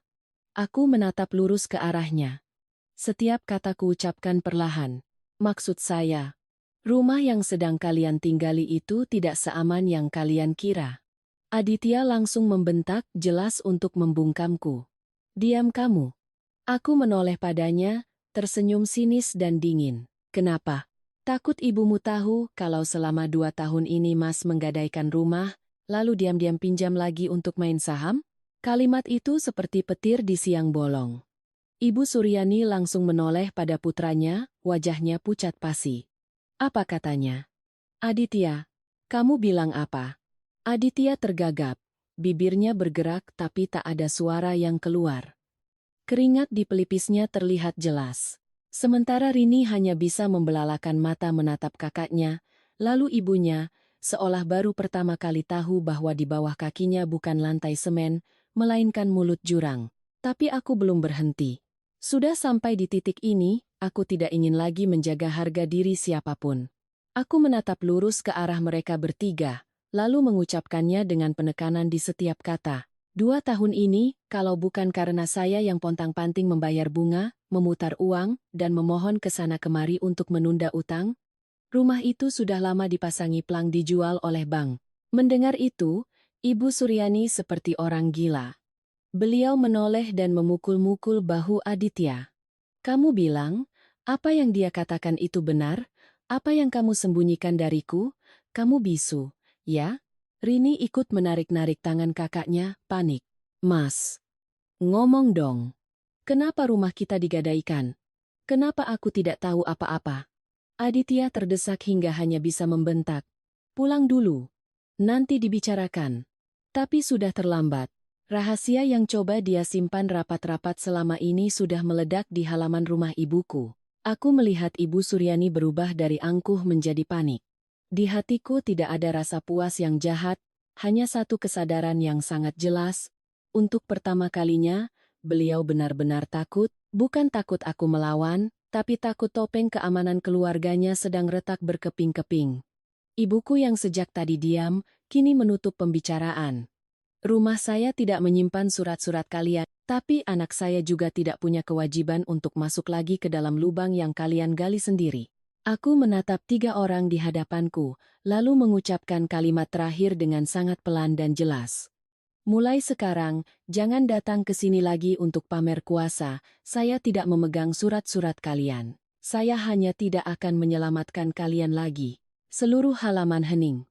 Ibu Suryani terengah-engah, mata Rini memerah. Aditya, wajahnya kelabu seperti orang yang baru saja dikuliti hidup-hidup. 3 orang itu berdiri mematung beberapa detik, lalu gontai berbalik ke arah gerbang, tidak ada lagi kesombongan seperti saat mereka datang. Aku menatap punggung mereka yang kacau balau dan tahu bahwa aku telah mengenai titik terlemah mereka. Tapi aku juga sadar, ini baru permulaan. Setelah hari di mana mereka kuhadapi di depan pintu rumah ibuku, keluarga mertuaku mendadak senyap selama beberapa hari. Tidak ada lagi yang menelepon untuk membuat keributan, tidak ada lagi pesan-pesan dari Aditya yang bernada setengah memohon setengah mengancam. Tapi aku tahu persis, keheningan itu bukanlah kedamaian. Itu adalah keheningan sebuah rumah yang sedang retak, di mana penghuninya masih berusaha menutupinya dengan tangan kosong. Yang menceritakan keadaan di sana padaku bukanlah orang jauh, melainkan Bulien, tetangga persis di sebelah rumah mertuaku. Beliau menyukaiku sejak dulu karena sering melihatku pagi berangkat kerja, malam pulang masih sibuk di dapur, sementara seisi rumah itu hanya pandai menunggu dilayani. Hari itu beliau meneleponku, suaranya antara kasihan dan puas. "Semalam rumah sebelah ramai seperti pasar, Mbak. Ibu mertuamu memaki si Aditya sampai serak, bahkan sampai melempar gelas ke arahnya." Si Rini menangis meraung-raung karena takut kehilangan rumah. Aku duduk diam mendengarkan. Hatiku dingin. Tidak merasa puas, juga tidak merasa kasihan. Hanya merasa persis seperti dugaanku. Rahasia yang terbongkar di halaman rumah ibuku hari itu seperti percikan api yang jatuh ke tumpukan jerami kering, tinggal tunggu waktu untuk terbakar. Bu Lien melanjutkan ceritanya. Katanya semalaman Ibu Suryani terus berteriak pada putranya, "Rumah kita baik-baik saja, kenapa bisa jadi begini? Sampai kapan lagi kamu mau menyembunyikannya?" Sementara Aditya hanya mengulang-ulang kalimat yang terdengar basi. "Ini cuma utang jangka pendek, Bu. Sebentar lagi juga lunas. Cuma butuh sedikit waktu lagi." Tapi siapapun yang mendengar tahu, itu bukan suara orang yang memegang kendali. Itu adalah suara orang yang sedang membohongi dirinya sendiri. Selama 2 tahun ini, setiap kali mendekati jatuh tempo, yang duduk menghitung setiap cicilan bunga, setiap skenario penundaan utang, setiap panggilan ke bank, adalah aku. Sedangkan Aditya, selain berjanji muluk-muluk, dia tidak tahu apa-apa selain berkata, "Biar Mas yang urus." Saat benar-benar harus mengurusnya sendiri, barulah terlihat bahwa dia hanyalah kerangka kosong yang pandai bicara. Sementara di rumah ibunya menangis, adiknya mengamuk, di luar sana Vina justru mulai menekan lebih keras. Aku tidak tahu persis apa yang mereka bicarakan, tapi hanya dengan melihat unggahan-unggahan samar di media sosialnya dan mendengar dari kenalan, aku bisa menebak. Vina masih mengira Aditya adalah pria mapan yang punya rumah dan uang, tinggal menunggu selesai cerai untuk menyambutnya masuk menggantikan posisiku. Dia tidak tahu bahwa rumah yang diincarnya itu sebenarnya sudah terdaftar sebagai agunan bank, tinggal menunggu jatuh tempo untuk disita. Dia mulai menuntut. Hari ini bertanya kapan hubungan mereka akan diumumkan secara resmi. Besok merajuk karena Aditya tidak juga menyewakannya apartemen yang layak agar tidak perlu sembunyi-sembunyi lagi. Pernah juga menyinggung soal pernikahan, mengatakan dia sudah cukup lama menunggu dan tidak mau selamanya menjadi bayangan. Bagi pria seperti Aditya, kata-kata itu manis sekaligus beracun. Manis karena menyanjung egonya sebagai laki-laki, beracun karena dia mau ambil dari mana untuk memenuhinya saat kantongnya bolong di sana-sini. Jadilah Aditya terjepit dari 3 sisi. Di satu sisi bank yang mengancam di depan mata, di sisi lain ibu di rumah yang menangis dan membuat keributan, di sisi lain lagi kekasihnya yang menuntut pernikahan, rumah, dan pengakuan. Orang seperti dia, yang terbiasa ada aku yang menopangnya, begitu kehilangan tiang itu, wajar jika panik. Dan sekali panik, orang akan mulai membuat kesalahan demi kesalahan. Pertama, Aditya nekat meminjam uang dari rentenir dengan bunga tinggi untuk membayar sebagian bunga bank, berharap bisa menunda masalah beberapa minggu. Hal ini ku ketahui bukan karena dia yang bilang, melainkan karena seorang kenalan yang dulu pernah kutolak bantuannya menelepon dan bertanya-tanya. "Suami Mbak lagi butuh uang mendesak, ya? Sampai cari ke sumber seperti ini." Mendengarnya aku hanya tersenyum sinis. Orang yang sedang tenggelam tapi masih memeluk batu, tidak akan ada yang bisa menyelamatkannya. Setelah itu, Aditya kembali berbohong pada ibunya. Dia bilang jika aku mau kembali dan menandatangani beberapa dokumen lagi, masalah bisa selesai dengan damai, rumah belum dalam bahaya. Alhasil, Ibu Suryani punya alasan untuk memakiku lebih parah. Bu Lien bercerita, suatu hari beliau berdiri di tengah halaman dan menjerit. "Dasar perempuan jahat, lihat orang susah bukannya menolong." Aku mendengarnya dan merasa lucu, orang yang pernah menunjuk wajahku dan berkata, "Enyahlah kau, jangan mati di rumahku, sekarang menyalahkanku karena tidak menolong mereka." Hati manusia memang cepat sekali berubah, secepat membalik kerupuk di atas bara. Lalu hal yang tak terhindarkan pun terjadi. Bank mengirimkan surat peringatan tunggakan resmi langsung ke rumah. Surat dengan amplop tebal dan stempel merah, hanya dengan melihatnya saja sudah cukup membuat orang tidak bisa tidur. Bu Lien bilang, saat petugas pos mengantarkan surat itu, Ibu Suryani masih mencoba tersenyum pura-pura, bilang itu hanya surat biasa. Tapi saat membukanya, wajahnya pucat pasi, dan beliau langsung terduduk lemas di kursi seperti orang kehilangan nyawa. Sejak hari itu, teleponku mulai berdering tanpa henti. Awalnya Ibu Suryani menelepon untuk memaki. Memaki aku tidak tahu diuntung, tidak punya hati nurani, ingin melihat keluarga suaminya hancur. Aku biarkan ponselku bergetar, menunggu dia lelah berteriak, lalu kututup. Beberapa saat kemudian, beliau menelepon lagi, suaranya lebih lembut, setengah memohon setengah memaksa. Bagaimanapun juga, kamu pernah hidup di rumah ini bertahun-tahun. Aku tetap diam. Panggilan ketiga, nadanya berubah menjadi ancaman. Kalau sampai rumahku hilang, aku tidak akan membiarkanmu hidup tenang. Kali itu aku baru mengangkatnya. Aku tidak berteriak, tidak tertawa, hanya menjawab satu kalimat. Waktu mengusir saya, apa ibu pernah berpikir untuk membiarkan saya hidup tenang? Di seberang sana hening, lalu telepon ditutup. Sejak hari itu, semakin malam, ponselku semakin penuh dengan panggilan tak terjawab. Aditya menelepon, Ibu Suryani menelepon, kadang Rini juga ikut menelepon. Aku tidak memblokir mereka, aku biarkan saja. Setiap dering telepon adalah pertanda bahwa mereka semakin panik. Ibuku melihat daftar panggilan di layar ponselku dan berkata dengan tenang, belum saatnya. Biarkan mereka takut dulu. Orang baru akan berterima kasih pada pelampung saat sudah tenggelam sampai leher. Tepat di saat yang sama, aku kembali ke rumah sakit untuk pemeriksaan lebih lanjut. Berbeda dengan perasaan hancur total saat pertama kali ini aku masuk ke ruang dokter dengan mental yang berbeda. Aku tidak lagi merasa sebagai terdakwa yang menunggu vonis. Aku merasa seperti orang yang berdiri di ambang hidup dan mati, tapi setidaknya masih punya hak untuk menggenggam tanganku sendiri. Hasil kali ini tidak separah yang dibesar-besarkan oleh keluarga mertuaku. Dokter menjelaskan dengan sangat detail bahwa penyakitku terdeteksi cukup dini. Masih ada harapan pengobatan yang baik jika aku mengikuti protokol dengan disiplin dan menjaga pikiran tetap stabil. Aku duduk mendengarkannya, tenggorokanku tercekat. Bukan karena takut lagi, tapi karena untuk pertama kalinya setelah sekian lama, aku melihat secercah cahaya di depanku. Berita itu seolah menarikku kembali dari tepi jurang.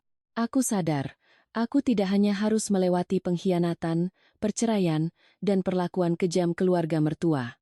Aku juga harus merebut kembali nyawaku dan harga diriku. Sejak saat itu, di kepalaku tidak ada lagi pikiran untuk balas dendam demi kepuasan. Tidak, aku tidak perlu berteriak untuk menang.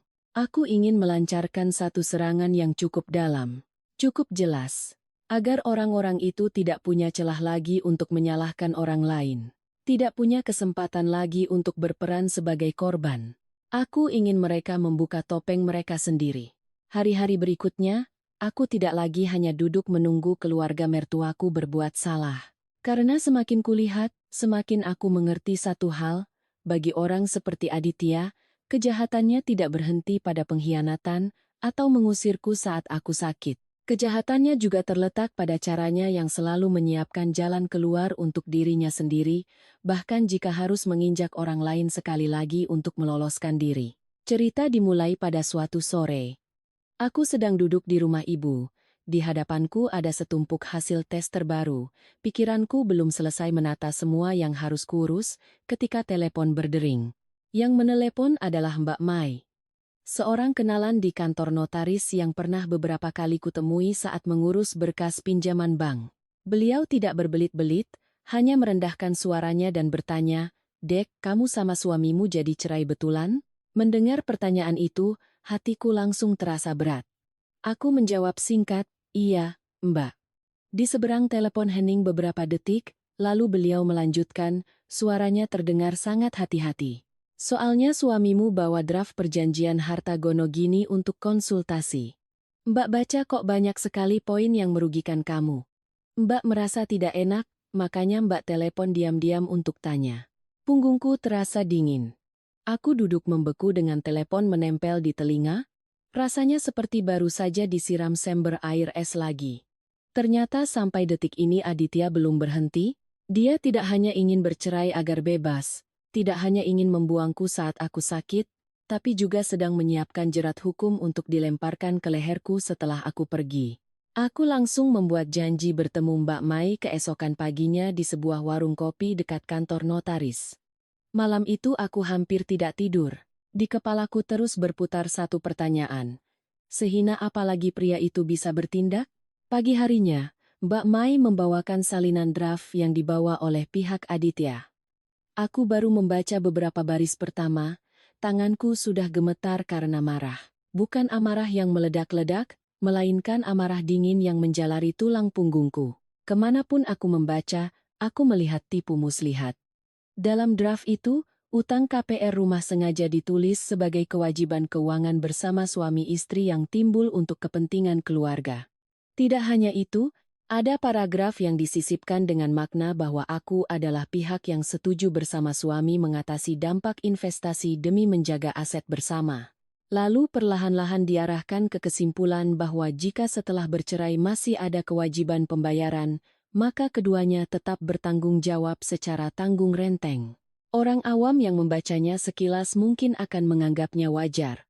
Tapi aku seorang akuntan dan aku yang bergulat langsung dengan utang itu selama 2 tahun. Aku sangat paham. Cukup aku lengah dan menandatangani surat semacam itu, maka setelah bercerai pun, Aditya masih bisa menyeretku untuk ikut menanggung lubang yang dia gali. Dia yang selingkuh, dia yang bodoh berinvestasi, dia yang asal berutang, tapi di saat-saat terakhir dia masih mencari cara legal untuk membuatku ikut membayarnya. Aku memegang salinan kertas itu. Tanganku mengepal begitu erat hingga ujungnya kusut. Yang paling membuatku sakit bukan lagi rasa terkejut. Setelah semua yang terjadi, aku tidak lagi asing dengan kelicikan Aditya.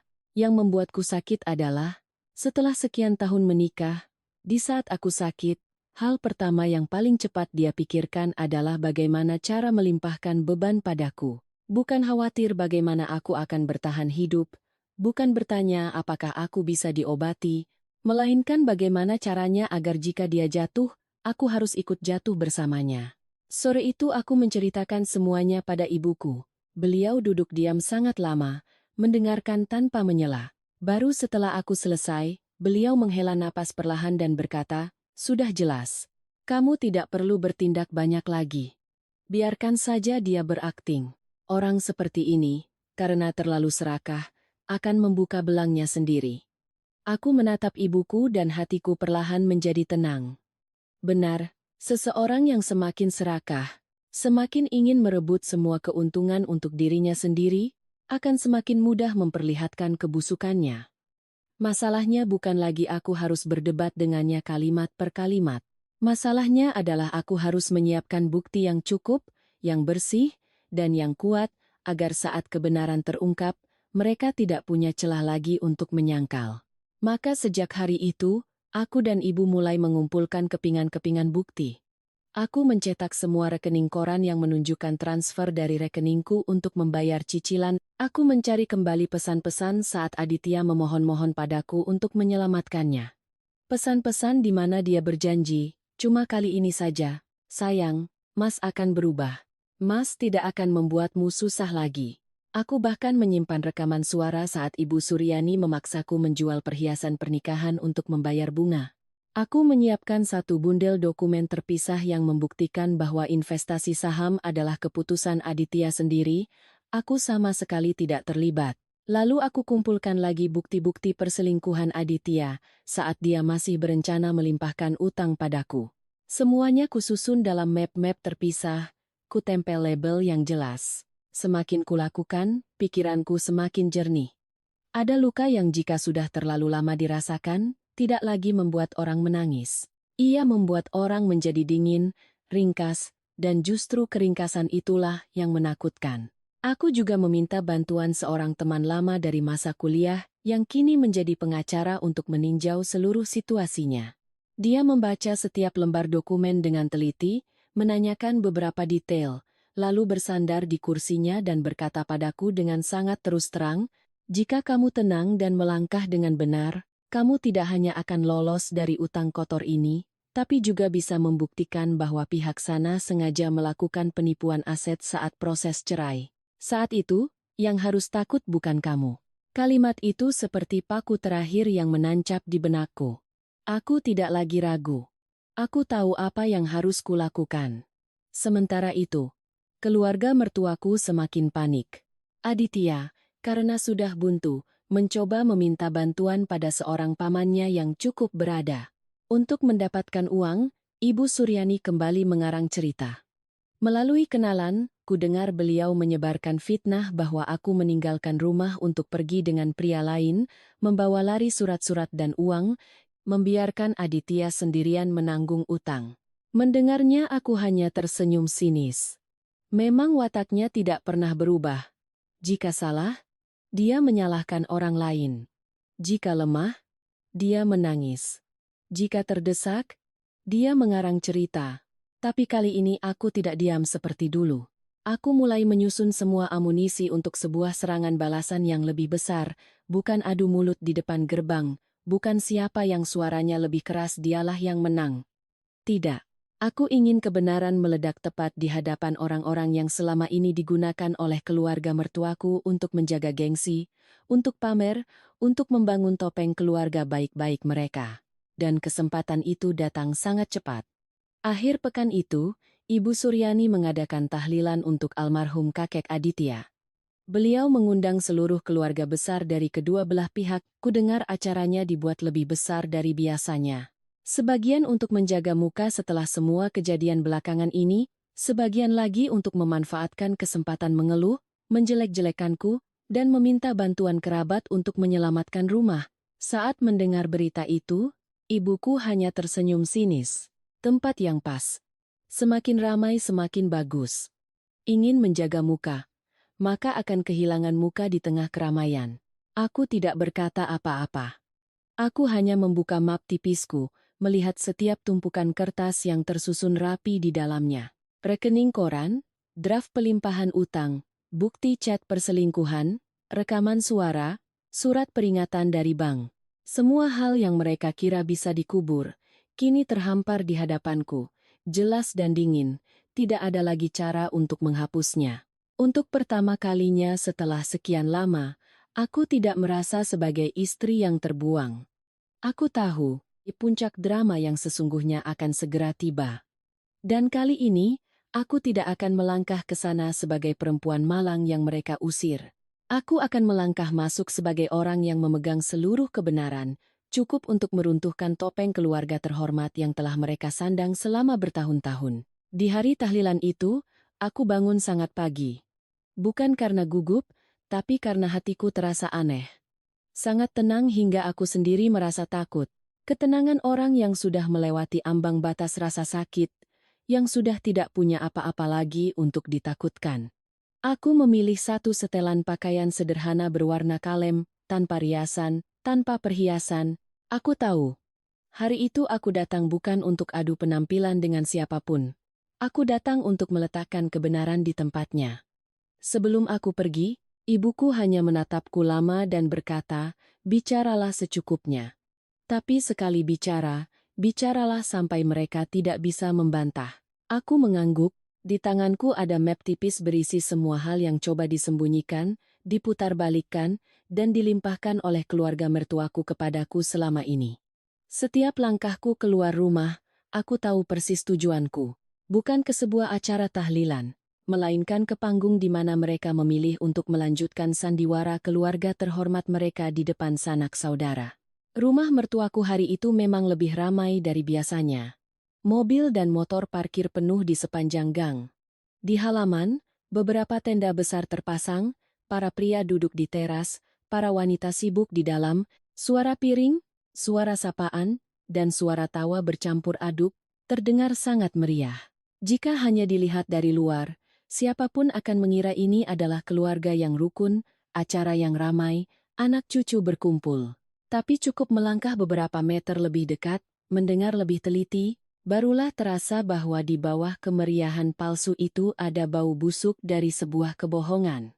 Aku baru sampai di gerbang, sudah terdengar suara Ibu Suryani yang lantang dari dalam. Beliau sedang duduk di tengah-tengah para kerabat wanita, wajahnya dibuat sedih, tangannya sesekali mengusap sudut mata seolah akan menangis. Keluarga saya ini memang tidak beruntung.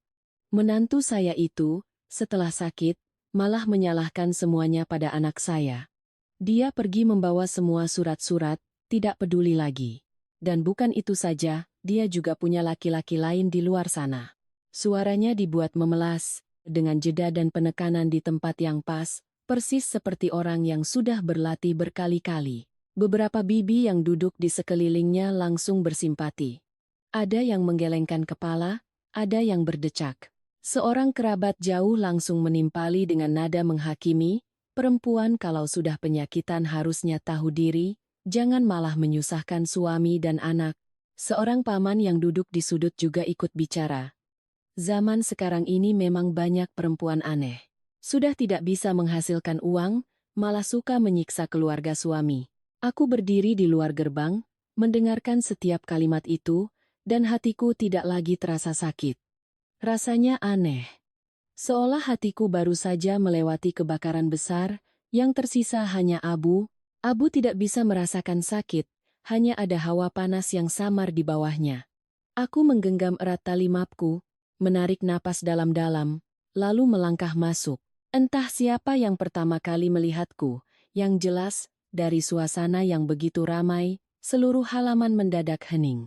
Keheningan yang tiba-tiba dan mencekat, seolah ada yang mencekik leher semua orang pada saat bersamaan. Semua mata tertuju ke arah gerbang. Aku berdiri di sana. Pakaianku sederhana, wajahku mungkin masih pucat karena penyakit, tapi tatapanku sangat jernih dan lurus. Ibu Suryani adalah yang pertama bereaksi. Wajahnya yang tadi dibuat sedih langsung mengeras, lalu berubah menjadi ekspresi kejam yang kukenal. Masih punya muka juga kau datang ke sini? Aku melangkah 2 langkah lagi ke dalam halaman, suaraku tidak keras tapi jelas. Saya datang untuk mendengar, sampai sejauh mana lagi ibu mau mengarang cerita. Kalimat itu baru saja selesai, Aditya langsung berdiri. Mungkin dia sendiri tidak menyangka aku akan muncul di saat seperti ini. Wajahnya sempat pucat, lalu berubah menjadi marah.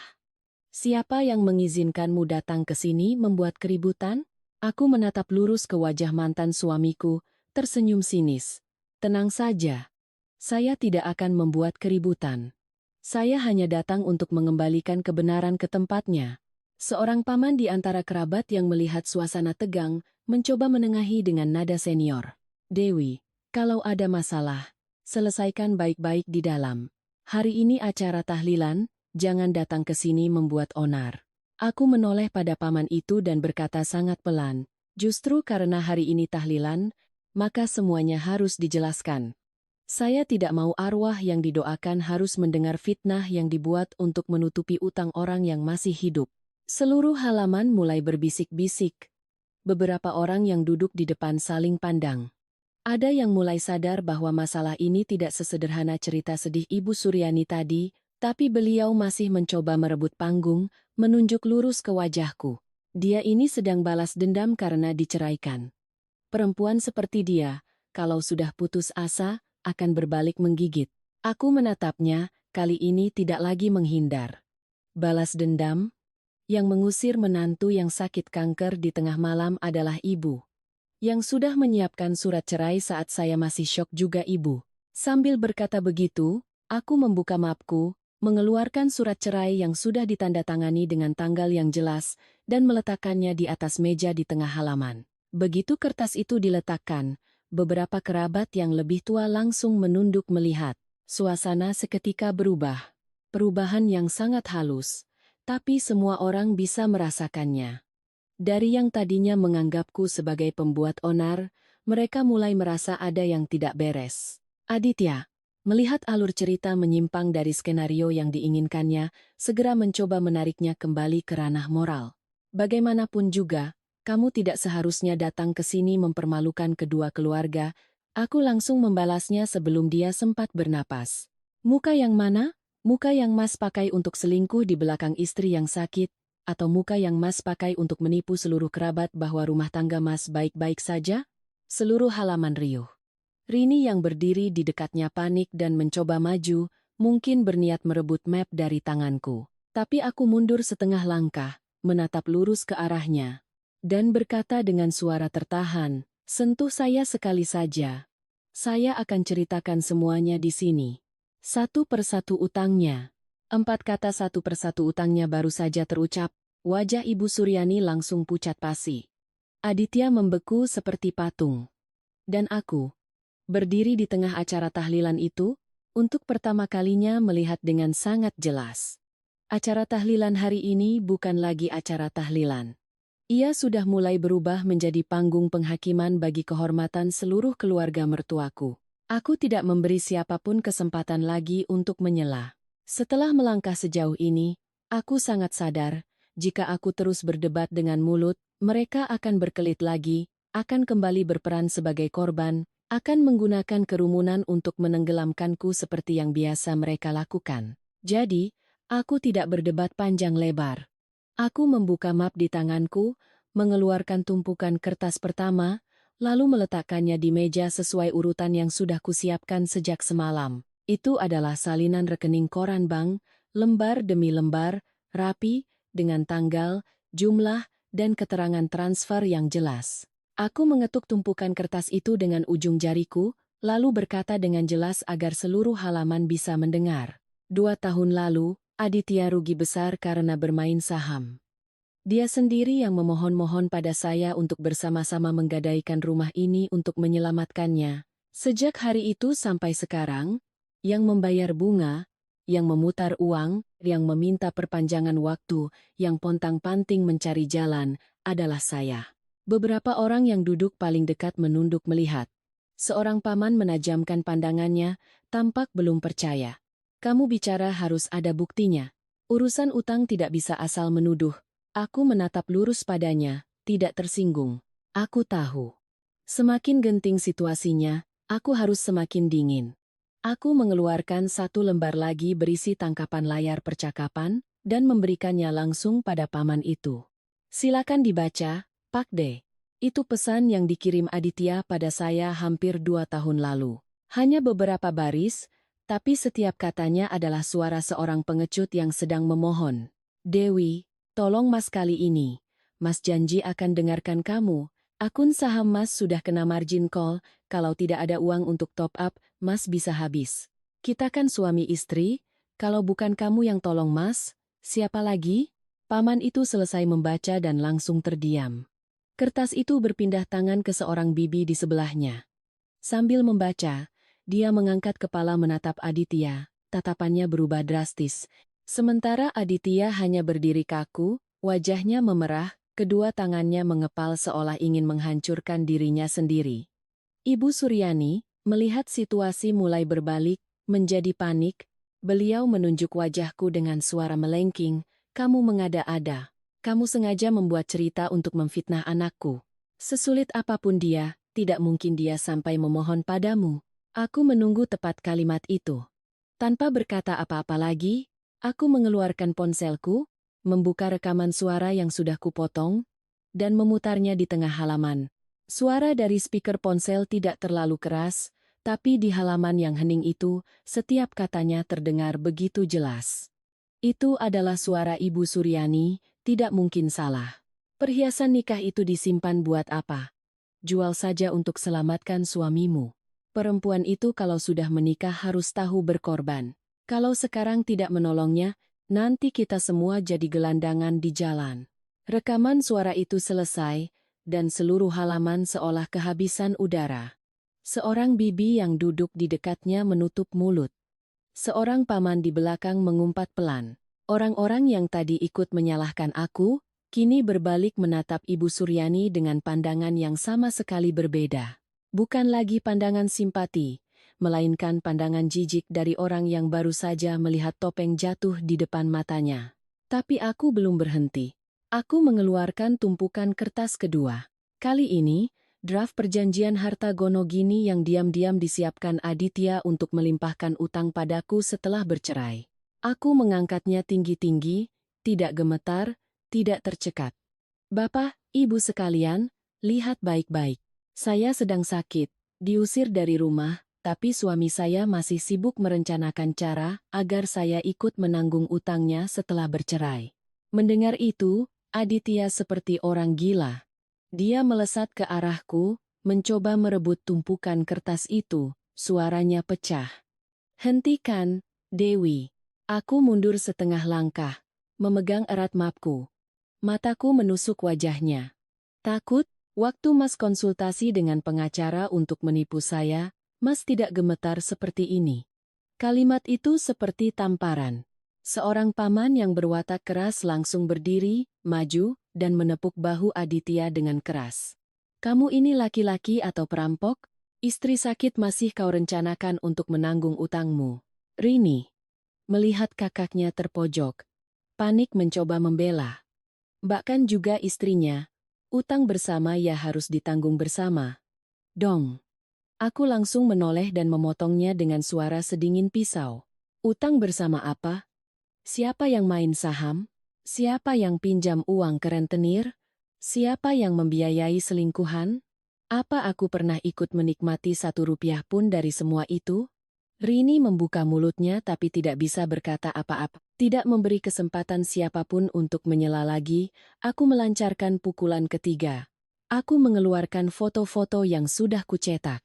Foto Aditya duduk di kafe dengan Vina. Foto mereka bergandengan tangan. Foto mereka masuk ke sebuah hotel. Bersamaan dengan itu, beberapa tangkapan layar percakapan yang berhasil kudapatkan. Di antaranya ada kalimat-kalimat janji Aditya, aku akan segera ceraikan dia. Dia sudah penyakitan. Aku tidak tahan lagi hidup dengannya. Tunggu aku selesaikan urusan ini, aku akan menikahimu. Aku meletakkan tumpukan foto itu di meja, suaraku kering tapi tajam. Ini pekerjaan sibuk, nya. Ini klien penting, nya. Ibu Suryani melihat foto-foto itu seperti melihat hantu, beliau menoleh pada Aditya, wajahnya pucat pasi, bibirnya gemetar. Kamu bilang sibuk kerja. Aku langsung menimpali, tidak memberinya jalan untuk lari. Benar, sibuk selingkuh, sibuk menipu istri, sibuk membiarkan istrinya yang sakit kanker pergi ke rumah sakit sendirian. Saat itu, seluruh halaman benar-benar meledak. Ada yang berdiri, ada yang terduduk lemas, ada yang berbalik memaki. Orang-orang yang tadi menasihatiku untuk tahu diri kini, tidak ada yang berani menatap lurus ke arahku. Seorang bibi memaki keluarga mertuaku sebagai orang yang tidak tahu berterima kasih. Seorang paman menggelengkan kepala, berkata, hidup tidak benar begini, cepat atau lambat pasti kena batunya. Tapi yang membuat kerumunan benar-benar terguncang bukan hanya soal perselingkuhan. Aku mengeluarkan surat peringatan tunggakan resmi dari bank dari dasar mapku. Aku meletakkannya di tengah meja tahlilan yang piringnya bahkan belum sempat diangkat. Surat dengan stempel merah itu tergeletak di antara hidangan, sebuah pemandangan yang pahit dan memalukan. Aku berkata sangat pelan, setiap katanya jelas. Kalian pikir dengan mengusir saya semuanya selesai. Tapi rumah ini akan kehilangan lebih dari sekadar muka. Aku berhenti sejenak, lalu menatap lurus ke wajah Ibu Suryani. Rumah ini akan hilang? Kata hilang baru saja terucap. Ibu Suryani terhuyung-huyung, nyaris jatuh jika tidak berpegangan pada meja. Aditya pucat pasi. Rini akhirnya menangis sungguhan, tidak ada lagi kesombongannya. Saat itu, puncaknya bukan lagi pertengkaran. Ia telah berubah menjadi ketakutan yang nyata, yang bersuara, yang punya bukti hitam di atas putih, tergeletak di tengah acara tahlilan, di hadapan seluruh keluarga besar.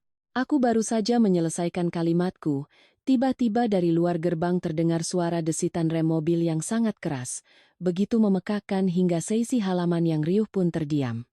Semua orang serentak menoleh. Sebuah mobil berhenti mendadak di depan gerbang, pintunya terbuka, dan dari dalamnya turun Vina.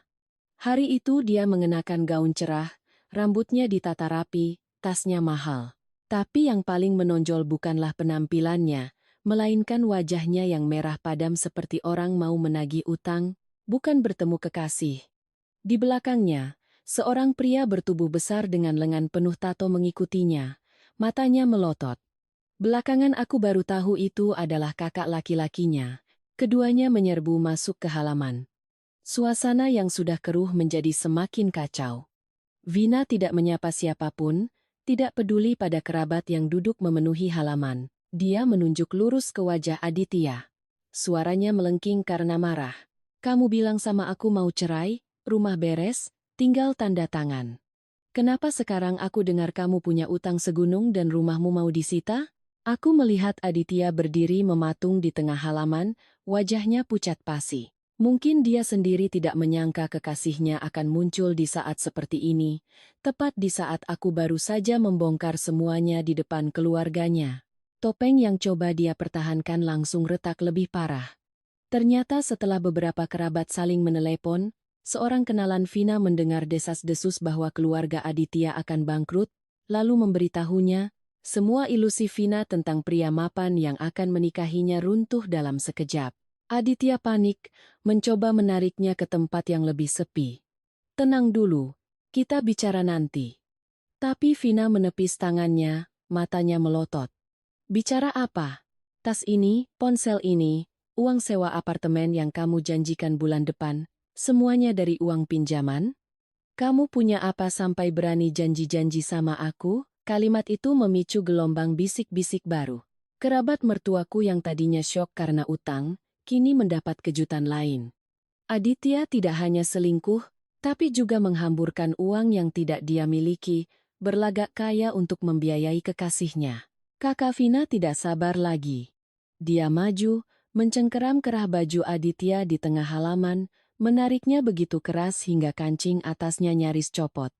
Kau janji mau nikahi adikku, bilang keluargamu kaya raya, ternyata kau penipu, hah? Beberapa paman mencoba melerai, tapi semakin dilerai semakin ricuh. Meja kursi bergeser, hidangan nyaris tumpah, suara jeritan perempuan dan tangisan anak-anak bercampur aduk. Acara tahlilan yang coba dibuat terhormat oleh Ibu Suryani kini tak ubahnya pasar yang rusuh. Ibu Suryani, melihat putranya dicengkeram, langsung maju, mencoba melepaskan cengkeraman itu sambil berteriak, "Lepaskan anak saya.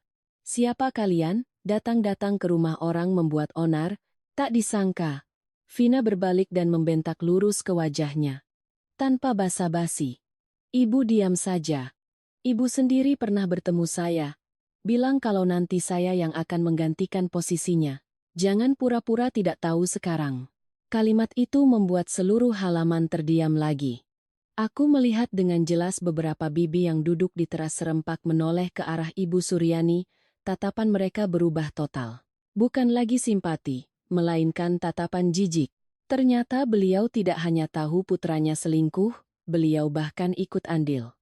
Memberikan janji palsu pada kekasihnya, sementara di mulut masih mengeluh dan berpura-pura menjadi korban. Aku berdiri di tengah kericuhan itu dan teringat kata-kata ibuku. Orang seperti ini tidak perlu kau dorong. Cukup tarik tanganmu, mereka akan saling menginjak. Benar sekali.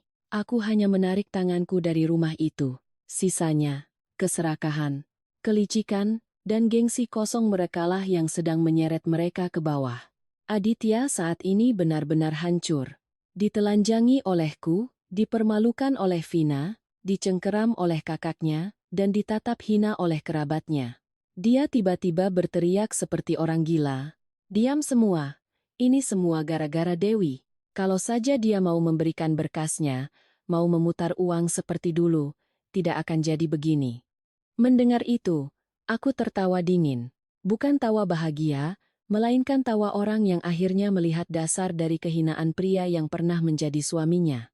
Aku menatap lurus ke kerumunan, berkata dengan suara lantang, setiap katanya jelas, "Semua dengar? Dia yang selingkuh, dia yang bodoh berinvestasi, dia yang asal berutang, dia yang melimpahkan beban pada istri yang sakit, dan sekarang masih terbiasa menyalahkan saya." Seorang sesepuh keluarga yang sejak tadi duduk diam di kursi rotan di sudut halaman, berdiri dengan bantuan tongkatnya. Tongkat itu dipukulkan ke lantai dengan keras, membuat semua orang terkejut. Beliau menunjuk lurus ke wajah Aditya, suaranya bergetar karena marah. "Tidak tahu malu. Keturunan siapa kau ini, jadi laki-laki kok hina sekali." Ibu Suryani, melihat semuanya tidak bisa diselamatkan lagi, langsung mengubah taktik. Dia berbalik memaki Vina, menyebutnya pelakor, perusak rumah tangga orang. Tapi Vina juga bukan lawan yang mudah. Dia mengeluarkan ponselnya, memencet beberapa tombol, lalu mengangkatnya ke hadapan semua orang. "Ibu bilang siapa pelakor? Biar semua dengar apa yang pernah ibu katakan pada saya." Lalu dia memutar rekamannya. Suara Ibu Suryani terdengar jelas, manisnya membuat merinding. "Tenang saja, Nak. nanti juga kamu yang akan masuk ke rumah ini. Dia sudah penyakitan, hidupnya tidak akan lama lagi. Kerumunan kembali hening. Saat itulah aku tahu, semuanya sudah selesai. Aku tidak perlu berkata apa-apa lagi. Seluruh topeng moral keluarga mertuaku telah terkoyak di tengah acara tahlilan mereka sendiri. Ibu mertua yang mendukung perselingkuhan, anak laki-laki yang berutang dan menipu istri serta kekasihnya, dan seluruh keluarga yang berencana melimpahkan utang pada perempuan yang sakit. Tidak ada lagi jalan untuk menyangkal. Tapi takdir sepertinya merasa itu belum cukup. Halaman yang sudah ricuh seperti minyak mendidih. Dengan orang-orang berdiri, duduk, suara tangis dan makian bersahutan, tiba-tiba dikejutkan lagi. Tepat saat Vina selesai memutar rekamannya, dari luar gang terdengar suara mobil berhenti. Bukan satu, tapi dua mobil beriringan. Semua orang serentak menoleh lagi ke gerbang. Entah kenapa, saat itu hatiku justru terasa tenang. Aku tahu, puncak kehancuran baru saja tiba. Dari mobil pertama turun dua pria berpakaian kemeja dan celana bahan gelap, tangan mereka membawa map. Penampilan mereka tidak berisik, tapi dingin. Dinginnya orang yang datang untuk bekerja, bukan untuk bernegosiasi. Di belakang mereka, dua pria berwajah sangar mengikuti. Leher mereka berkalung rantai besar, tatapan mereka menusuk ke dalam halaman seperti melihat debitur yang sudah waktunya diseret. Hanya dengan melihat mereka, seisi halaman sudah merinding. Anak-anak yang tadi menonton keributan langsung ditarik masuk oleh ibu mereka. Bisik-bisik semakin kencang. Pria yang lebih tua dari pihak bank maju selangkah, membuka mapnya, dan berkata dengan nada datar, setiap katanya seperti paku. Kami sudah mengirimkan beberapa surat peringatan. Hari ini kami datang untuk pertemuan terakhir terkait kewajiban pembayaran dan rencana penyelesaian aset yang dijaminkan. Kalimat itu baru saja selesai, wajah Ibu Suryani berubah dari putih menjadi kelabu, beliau nyaris berlari menghalangi jalan, suaranya pecah. Hari ini rumah saya ada acara, Pak. Lain hari saja. Bisa dibicarakan baik-baik. Pria itu mengangkat kepala menatapnya, tidak tersenyum, tidak marah, hanya berkata dengan sangat tenang, utang jatuh tempo tidak kenal hari tahlilan, Bu. Seluruh kerabat membeku. Aku melihat wajah-wajah yang tadinya memerah karena emosi, kini kaku. Satu kalimat saja cukup untuk meruntuhkan seluruh panggung kesopanan, tradisi, dan kehormatan yang coba dibangun Ibu Suryani untuk menjaga gengsinya. Beliau membuat acara besar untuk mengumpulkan kerabat, untuk menunjukkan bahwa dia masih terpandang. Tidak disangka, hari itu justru menjadi hari di mana pihak bank datang dan membacakan vonis di tengah kerumunan. Aditya berdiri di tengah halaman, keringat membasahi pelipisnya. Dia hendak maju, tapi dua rentenir itu lebih cepat. Salah satunya menunjuk wajah Aditya dengan suara serak. Uangku mau kau tunda sampai kapan? Kau pikir karena ramai orang begini aku tidak berani menagih? Satunya lagi tersenyum sinis, senyum yang membuat bulu kuduk berdiri. Kemarin kau janji 2 hari, lalu 4 hari, sekarang kami yang datang ke rumahmu. Coba tunda lagi. Aditya tergagap, mulutnya bergerak-gerak tanpa suara. Dia menatap ibunya, menatap kerabat, lalu menatapku, seperti orang tenggelam yang mencoba meraih sepotong kayu lapuk terakhir. Tapi tidak ada lagi siapa-siapa. Tidak ada lagi aku yang akan pontang-panting mencari jalan keluar, tidak ada lagi topeng yang bisa dia pakai, tidak ada lagi tempat untuk bersembunyi. Salah satu rentenir itu mengeluarkan surat utang dari sakunya, mengangkatnya di tengah halaman. Tanda tanganmu di sini, jumlahnya di sini, bunganya di sini. Masih mau menyangkal? Rini, begitu melihat nominal uangnya, menjerit histeris sambil memegangi kepala. Ya Tuhan! Mas pinjam uang sebanyak ini? Sementara Ibu Suryani terduduk lemas di teras seolah kedua kakinya lumpuh. Matanya melotot, bibirnya gemetar. Ternyata, selain utang bank yang sudah kubongkar, Aditya diam-diam masih meminjam dari rentenir dalam jumlah besar yang bahkan ibu dan adiknya sendiri tidak tahu. Seorang paman, yang sejak tadi mencoba menjaga wibawa, tidak bisa menahan diri lagi. Beliau menunjuk wajah Ibu Suryani dengan suara berat. Ibu masih menangis di situ? Ibu memaki menantu dan mengusirnya. padahal anak ibu sendiri yang mempertaruhkan rumah ini untuk berjudi saham. Kalimat berjudi saham itu terdengar sangat pahit, tapi tidak ada yang bisa membantahnya karena memang itulah yang terjadi. Aditya tidak berinvestasi. Dia bertaruh dengan rumah, dengan uang, dengan kepercayaan istrinya. Dan saat kalah, dia berencana memberikan tagihannya pada orang lain. Hidangan di meja tidak ada yang menyentuhnya lagi. Panci, piring, dupa, sesajen, ayam ingkung, tumpeng, semuanya tiba-tiba menjadi latar yang memuakkan untuk adegan keluarga mertuaku yang ditelanjangi di depan seluruh kerabat. Halaman yang tadinya ramai dengan sapaan, kini hanya menyisakan suara napas yang terengah-engah, umpatan yang tertahan, dan suara kertas dibolak-balik yang terdengar seperti sayatan pisau. Lalu terjadilah hal yang mungkin aku sendiri tidak pernah bayangkan. Ibu Suryani, wanita yang pernah menunjuk wajahku dan berteriak, "Enyahlah kau, jangan mati di rumahku," kini bangkit dengan gemetar dan merangkak ke arahku. Tidak ada lagi keangkuhan, tidak ada lagi suara sinis. Beliau mendongak, wajahnya keriput, air mata membanjir. "Dewi, tolong ibu kali ini, nak, tolong bicarakan dengan pihak bank. Kamu kan kenal mereka. Kamu bicara sedikit saja, nanti kita atur lagi." Aku menatapnya. Aku menatap lekat wajah yang pernah sedingin es saat aku berdiri di ruang tamu memegang hasil tes kanker. Aku menatap tangan yang pernah melemparkan surat cerai ke wajahku. Aku menatap mulut yang pernah berkata jangan sampai aku mati di rumahnya. Lalu aku bertanya sangat pelan, begitu pelan hingga aku sendiri merasa dingin. "Waktu ibu menyuruh saya enyah dan jangan mati di rumah ibu, apa ibu menyisakan satu jalan hidup untuk saya?" Beliau terdiam. Air matanya masih mengalir, bibirnya masih gemetar, tapi tidak ada satu kata pun yang bisa keluar lagi. Karena yang paling tahu betapa kejamnya dirinya, sebenarnya adalah dia sendiri. Pihak bank tidak menunggu drama lebih lanjut. Mereka membuka berkas, membacakan jadwal pertemuan berikutnya, tenggat waktu, kewajiban pembayaran, dan konsekuensi jika tidak kooperatif. Setiap kalimat mereka seperti palu yang menghantam lantai. Sementara dua rentenir itu menyatakan dengan tegas, jika tidak dibayar, mereka akan datang lagi ke rumah setiap hari. Itu bukan lagi ancaman. Itu adalah pengumuman bahwa mulai hari itu, rumah ini tidak akan lagi mengenal damai. Di sudut halaman, Vina berdiri menyaksikan semuanya. Mungkin baru saat itulah dia benar-benar sadar bahwa pria yang diimpikannya hanyalah cangkang kosong.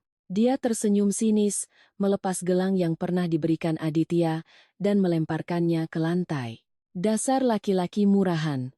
Selesai berkata, dia berbalik pergi. Kakaknya ikut meludah ke tanah, menatap Aditya dengan jijik, lalu menyusul adiknya ke mobil. Hanya dalam satu sore, Aditya kehilangan segalanya, muka di depan kerabat, kekasih, sandaran, dan sebentar lagi, rumahnya. Satu persatu rombongan kerabat mulai diam-diam pamit pulang. Ada yang menggeleng, ada yang berdecak. Seorang bibi saat lewat bahkan nyeletuk, "Acara tahlilan Bu Suryani hari ini besar sekali, ya? Sampai bisa mengubur harga diri seluruh keluarganya." Aku berdiri diam menyaksikan semuanya, tidak tertawa, tidak menunjukkan kepuasan. Hanya ada perasaan dingin yang akhirnya tiba. Semuanya runtuh persis seperti benih yang pernah mereka tanam. Dan di tengah sore itu, di antara suara tangis, makian, tagihan utang, dan langkah-langkah orang yang pergi, rumah yang pernah mengusirku seperti sampah itu benar-benar menjadi rumah yang hancur berantakan. Bangkrut dan hancur, saat itu bukan lagi kutukan, ia menjadi kenyataan. Setelah acara tahlilan hari itu, aku tidak pernah kembali lagi ke rumah mertuaku. Bukan karena aku takut melihat kekacauan di sana, tapi karena aku sangat paham, ada tempat-tempat yang sekali kau tinggalkan dengan seluruh harga dirimu, menoleh ke belakang hanya akan merobek luka lama. Aku menyerahkan seluruh berkas kepada pengacaraku. Dari rekening koran, pesan, rekaman suara, hingga surat-surat terkait pinjaman. Aku tidak ingin lagi berdebat dengan mereka menggunakan kata-kata. Apa yang perlu dikatakan? Bukti hitam di atas putih sudah menyampaikannya. Berkat semua bukti yang kusimpan, memisahkan tanggung jawabku dari utang Aditya tidaklah sulit. Bahkan, Draft perjanjian yang diam-diam disiapkan Aditya untuk melimpahkan utang padaku justru menjadi bumerang, membuktikan niat jahatnya saat proses cerai. Ketika semua dibawa ke ranah hukum, kebohongan dan air mata sandiwara tidak lagi berguna. Bank kemudian melanjutkan prosesnya. Rumah yang pernah menjadi kebanggaan keluarga mereka akhirnya disita untuk melunasi utang. Utang dari rentenir yang ditandatangani Aditya sendiri, tidak ada yang bisa menanggungnya. Kudengar, Ibu Suryani akhirnya harus menumpang di rumah salah satu kerabatnya. Wanita yang dulu selalu mengangkat kepala, pamer tentang putranya yang hebat dan rumahnya yang megah, kini hanya bisa menunduk saat berjalan di luar. Rini, adik ipar yang pernah memakiku di malam aku membawa hasil tes kanker, pertunangannya dibatalkan. Keluarga calon suaminya tidak mau terlibat dengan keluarga yang penuh utang dan skandal. Dan Aditya, pria yang pernah diam saja melihat ibunya memaksaku menandatangani surat cerai saat aku sakit, kini hidup dengan apa yang telah dia ciptakan, utang, nama buruk, dan kesendirian. Ada yang memberitahuku bahwa Aditya beberapa kali datang ke rumah ibuku. Dia berdiri di luar gerbang sangat lama, meminta tetangga menyampaikan pesan bahwa dia ingin menemuiku sekali saja. Tapi aku tidak mau menemuinya. Bukan karena aku masih membencinya, tapi karena ada pintu-pintu dalam hidup yang jika sudah ditutup dengan harga diri, tidak seharusnya dibuka lagi. Sedangkan aku kembali fokus pada hal terpenting, pengobatanku. Hari-hari pertama kemoterapi memang tidak mudah. Ada kalanya setelah infus, aku begitu lelah hingga tidak bisa mengangkat tangan. Ada kalanya aku mual seharian, tubuhku lemas seperti habis diterpa badai. Setiap kali melihat rambutku rontok di cermin, aku juga merasa sedih. Tapi ibuku selalu ada di sampingku. Ada malam-malam saat aku terbangun karena tidak nyaman, beliau masih duduk di samping tempat tidur, diam-diam mengusap punggungku seperti saat aku kecil. Tidak banyak bicara, tidak mengeluh. Hanya ada satu tangan di bahuku yang membuatku merasa masih punya tempat bersandar. Suatu kali, saat aku sedih melihat rambutku yang semakin menipis di cermin, ibu menggenggam tanganku dan berkata pelan, "Sekarang kamu lihat, kan? Yang membunuh seorang perempuan itu bukan hanya penyakit, tapi berada di tempat yang salah dan mencintai orang yang salah. Sekarang kamu sudah keluar, anggap saja kamu mendapatkan hidupmu untuk kedua kalinya." Kalimat itu membekas di hatiku sangat lama. Aku tiba-tiba mengerti, setelah semua yang terjadi, hal paling berharga yang berhasil kuselamatkan bukanlah uang, bukan kemenangan atas keluarga mertua, apalagi melihat mereka hancur. Melainkan, aku masih memiliki diriku sendiri. Beberapa bulan kemudian, saat kesehatanku berangsur membaik, aku kembali bekerja paruh waktu. Tidak lagi membanting tulang untuk membuktikan sesuatu pada siapapun, aku belajar hidup lebih lambat, makan teratur, tidur cukup, kontrol ke dokter tepat waktu, dan menolak hal-hal yang membuat hatiku lelah. Ada yang pernah bertanya padaku, apakah aku merasa puas saat keluarga mertuaku akhirnya bangkrut? Aku hanya tersenyum tipis. Karena jauh di dalam hatiku, aku tahu satu hal, bukan aku yang menghancurkan mereka. Aku hanya berhenti menjadi tiang penyangga untuk sebuah rumah yang sudah lapuk dari dalam.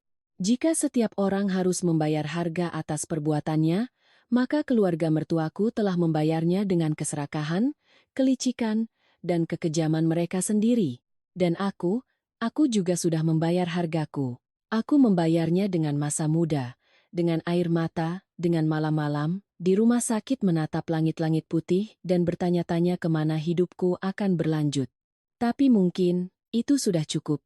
Suatu pagi, saat kesehatanku sudah jauh lebih baik, aku duduk di teras rumah ibuku. Sinar matahari pagi menyinari tanganku, hangat dan lembut.